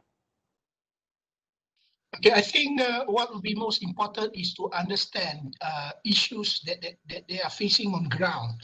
I think this is where we need to work together. Government would not be able, just to provide assistance without, collaboration and also participation, by the industry. So I think engagement need to be done, understanding issues, and then moving forward. And this could be done through the productivity nexus that we have set up. There are 9 nexus that we have, and leveraging on this digital technology. This will be the platform for us to move forward, whether to provide mentoring, to provide advisory, to do consultation. These are things that I think is a way to move forward. Right. Thank you, Datuk Abdul Latif. Now, Joe, very fast. The question is, as you're aware, the US has been a leading market for many E&E producers in Malaysia. The pandemic has disrupted operations and supply chains are not what they used to be. On top of that, the posturing between the United States and China has raised concerns whether this will impact the sourcing policies of US firms. What are your comments on this? And what in and I'll be mindful of being brief, but I think yes, right? But as you mentioned, E&E products are very hard to move, right? There's highly engineered, highly specialized, and it's a global supply chain. I think you're going to see, though, that people build redundancy across countries of the same capabilities. And so there's going to be additional costs, and it simply won't be the way it was in the past. And there'll be greater competitiveness as a result. Thank you, Joe. That's crisp enough. And now I'd like to invite Datuk Sri S.H. Wong to come in and tell us about his next steps, or rather the next steps that we are going to put in place to help companies in Malaysia. Thank you very much. A very good afternoon to everyone. First of all, let me thank Datuk Sri Mustafa for gracing this occasion today. We really appreciate your attendance. To all the attendees, we hope that you have found today's sharing insightful and useful to you. Today's webinar is the last of our 3 webinars, which we have specially designed and organized together with Professor Dr. Wong Lai Sam. Ladies and gentlemen, as a follow-up to today's webinar, we would like to take this opportunity to announce the launching of our E&E Virtual Advisory Clinics, which is EEVAC. And the objectives of the EEVAC are to help diagnose companies' drawbacks, weaknesses, barriers affecting recovery and growth, to explore strategies and recommend action plans to recover and improve from the current situation, and to allow the companies to bounce off the ideas and feedback from the advisors. We have broken down into 4 areas of focus, as you can see from the slide. I will not go through that. The E&E Virtual Advisory Clinic are based on first come, first serve basis. And if you are interested, please sign up, okay? We encourage all SMEs to register via the link indicated. If you have further inquiries, please contact Lee Wan Wei, where you can give you more information. Last but not least, I would like to take the opportunity to thank the distinguished speakers today for sharing their experiences. Also for MPC, which is the Secretariat for E&E Productivity Nexus, for the outstanding support. And also special thanks to the Minister who is here today, as well as Dato Abdul Latif, the DG of MPC. Thank you very much. Thank you, Datuk Sri. And now the moment that we've all been waiting for, I have the pleasure of inviting Yang Berhormat Datuk Sri Mustafa Mohamad, the Minister in the Prime Minister's Department Economy, to deliver the closing remarks. Datuk Sri, if you please. Thank you, Dr. Wong, Madam Moderator. Thank you, Dr. Sri S.H. for making this possible. I've been listening to most of your presentations. Very impressive, I must say. I learned a lot this morning. Yeah, so thank you for that. You've done a very good job. And this is the 3rd. And I, of course, took note of Dr. Sri S.H. announcement. E&E BAC, right? E&E Business Advisory. What C stands for? Clinic. Clinic. Okay. There's another one called. Okay. Thank you. Well done. I think I've done a very good job. Yeah. Firstly, I'm of course talking from the viewpoint of a policymaker. I'm not like you guys who are in the thick of things, doing a lot of business and of course teaching and consulting. So my viewpoint, I'm speaking from this standpoint of a policymaker. I've got no slides. Sorry about that. I'm not a professor like you, and I don't have the pleasure of listening to some of your queries, questions. So no Q&A. So we are laying down the ground rules, no Q&A. Firstly, we are in the midst of a very deep recession. I took note of Joe's observation. It's Q1 2021 now, not anytime this year. The same is true in Malaysia. When we first imposed what we call the Movement Control Order, or MCO, acronym for the Movement Control Order, on the 18th of March. Many of us thought it's going to be only a couple of weeks. I'm sure that to Sri S.H. Wong as well, you had that view at that point of time. nobody thought it's going to be this long. So that's accepted. It's much longer than anticipated. It is going to be a deep recession. No debate about V-shaped recovery or L-shape. It is a foregone conclusion. So that's point number one. It's going to be very tough, very challenging going forward. I take a note of also of Professor Loredana's observation. We are in the crisis, of course. There's an opportunity for what you call a do-over. I learned a new phrase today. Opportunity for a do-over. There's a makeover. Today's a do-over. Thank you for that phrase. Indeed, there's an opportunity. We've been looking at this in great depth. Of course, we've been discussing this, analyzing this whole issue. No sector is spared except for healthcare, perhaps, and food. Food goes on. Food production is going on. Some minor disruption, but by and large, people in agriculture are quite happy. I know that people in E&E were not happy. Dr. Sri Azashong, you've been shooting lots of emails to me, but of course, this is your passion for industry is so intense. I can understand how tough things were. Now, I must say, things settled down a lot. In the beginning, people are impatient, very unhappy with the way we're dealing with issues and challenges. Now, it has stabilized. What are we doing now? I'm working closely with the Economic Council, which was set up on the 11th of March in good time, I must say. And the first meeting was on the 18th. We've had 10 meetings so far. We meet once a week, and we've been dealing with the crisis. Very hands-on, very small team. Of course, we have challenges in the beginning, but now it has stabilized. We have learned a few things. One is the need for regular communication engagement, 24/7. We've been getting feedback from people from industry. We've been doing, we have implemented a number of programs, as you know, relief mainly, coming from banks, coming from the Employees Provident Fund, coming from SOCSO, and some coming from government. The 260 billion ringgit package, 3 packages altogether, 35 billion ringgit in the form of direct government injection. So the focus has been to provide some relief, and the focus has also been concentrated on small, medium enterprises and the B40. And naturally, when the priority was on those two segments, some other sectors of the Malaysian economy are not very happy. Mid-tier companies, Dato' Wan Latif knows about this. We launched this program about 5 years ago. They're not too happy. They say there's too much attention given to smaller guys. What about me? When it comes to the B40, they're very happy with the relief provided by the government. M40 as well. For the first time ever, we've been able to provide some help to the M40. So by and large, the smaller companies, SMEs in particular, I think they're very happy. The big boys, including some local large Malaysian companies, as well as multinational companies, there's been some unhappiness on their part. But I must say, we have done our best.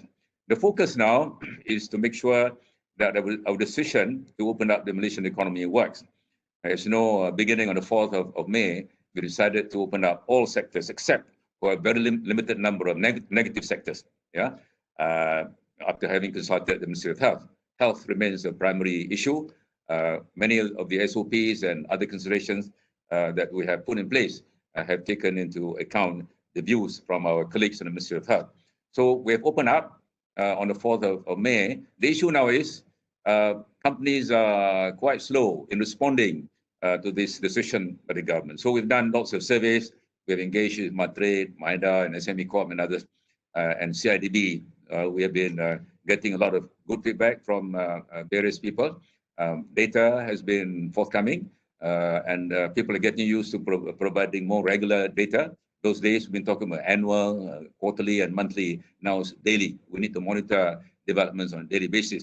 So based on the information that we're getting from various institutions, we found that in the beginning, they were rather slow in responding to the decision to open up all sectors of the Malaysian economy. And now, during this festive period, of course, people are still having a good rest, perhaps. But Monday next week, we expect more businesses to be open. Government was operating at probably 5% capacity for many weeks. Now Putrajaya is probably operating about 50-60%.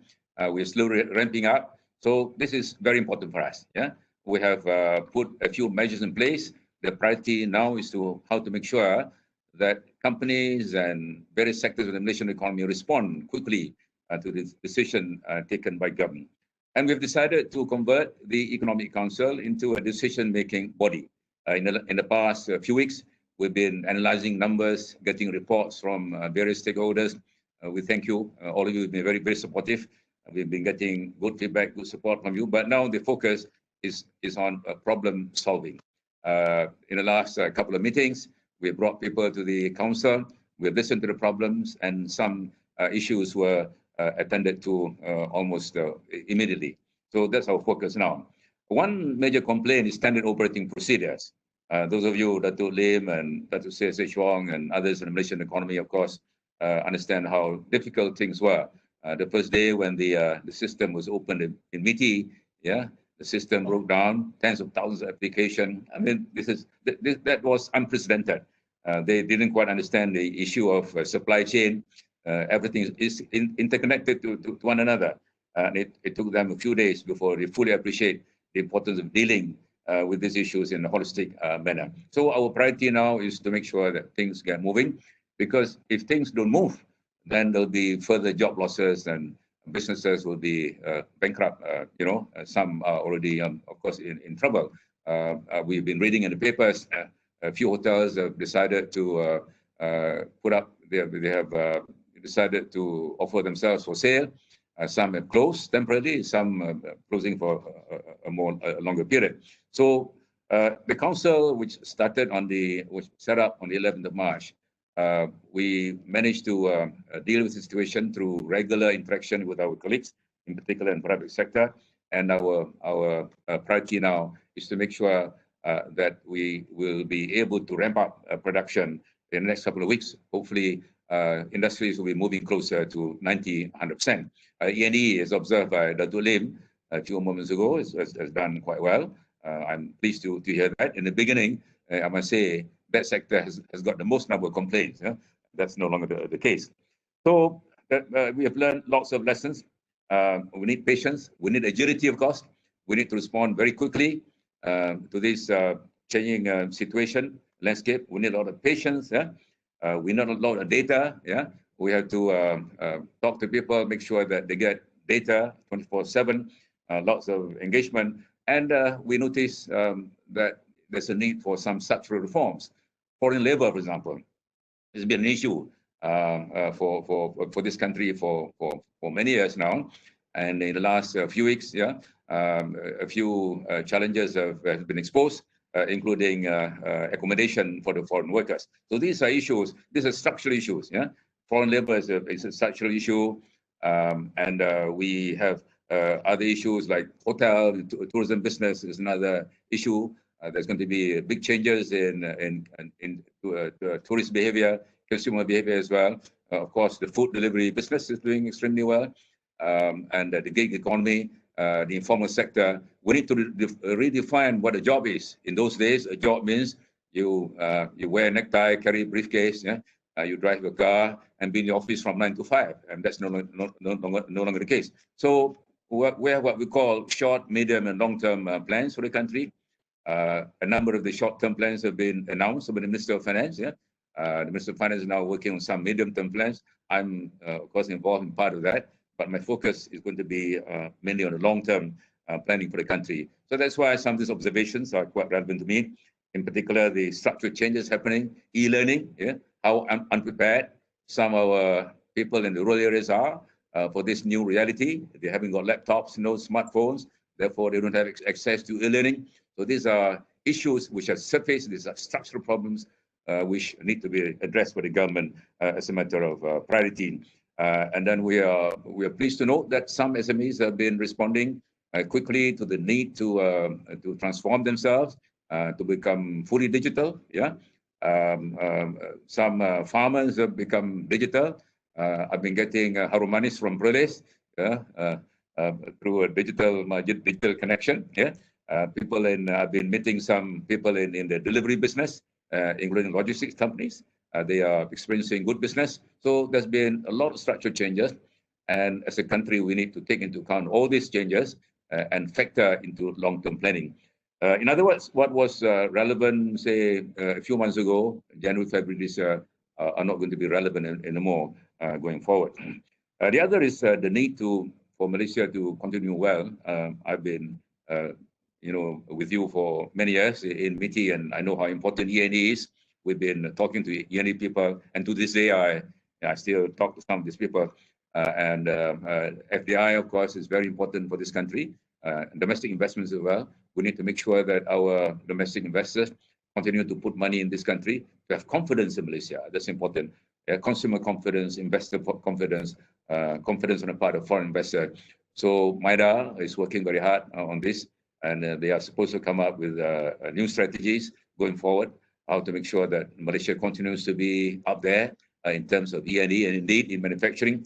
So these are some changes that are happening, and some of these things will be put in place when the long-term plan is announced in the next 3-4 months. So, Dr. Wong, thank you so much once again. It requires a lot of patience, but those of us who are passionate, you are passionate, Dr. Wong, Drake, it says you're passionate in E&E, Dr. Lim, Dr. Wan Latif, you're passionate in promoting sports, Dr. Latif of MPC, you're driving productivity, which is a very important challenge in the 11th Malaysia Plan, and 12th Malaysia Plan is going to be a big issue. The 9 Nexus, well done, and I understand E&E is done. If there's an award to be given, that award should go to you, Asia, for the all good work you've done. The 9 Nexus, you've done a lot of good work. I'm pleased to know that what we started in 2017, the launching, has now borne some fruit, and this Nexus is going to be even more relevant going forward. Of course, I'm looking at the list here. Tourism, of course, you need to revisit the scope of this Nexus. Retail and F&B, we've been listening to them in the last few days here in the National Economic Council.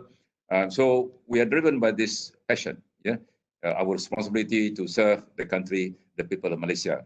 So my final point is, I mean, many of you have been talking about collaboration. Joe and others have been talking about collaboration. This is important. The need for us, government has got to transform. The government has got to fully embrace digital. We got to totally transform digital. We've done quite well in digitalization in government, but there's a long way to go. So there are many lessons we've learned. But my final point would be we have to work closely with each other. The data sharing is very important. In the past, people have been very selfish, jealously guarding their own territory. Now the walls have been broken, and I'll be pushing further and further this agenda of collaboration. It is very important for us to ensure that we continue to serve the people of Malaysia, irrespective of where you are, and to the best of our ability. We have to continue the journey. We have to not only survive, that we hope to be able to come out even stronger out of this crisis. So once again, it's a pleasure to join you in this webinar, the third and last one. You've done a good job. I learned a good deal from you guys, and I look forward to continue getting feedback from you. So I presume the chairperson, Madam Moderator will say a few words, and I assume that there's no Q&A for me. So once again, sorry I don't have any slides, but I shared some viewpoints from my perspective as a policymaker. And indeed, we have been working closely in the last few weeks, and we look forward to working very closely with you. So thank you very much. Have a good day.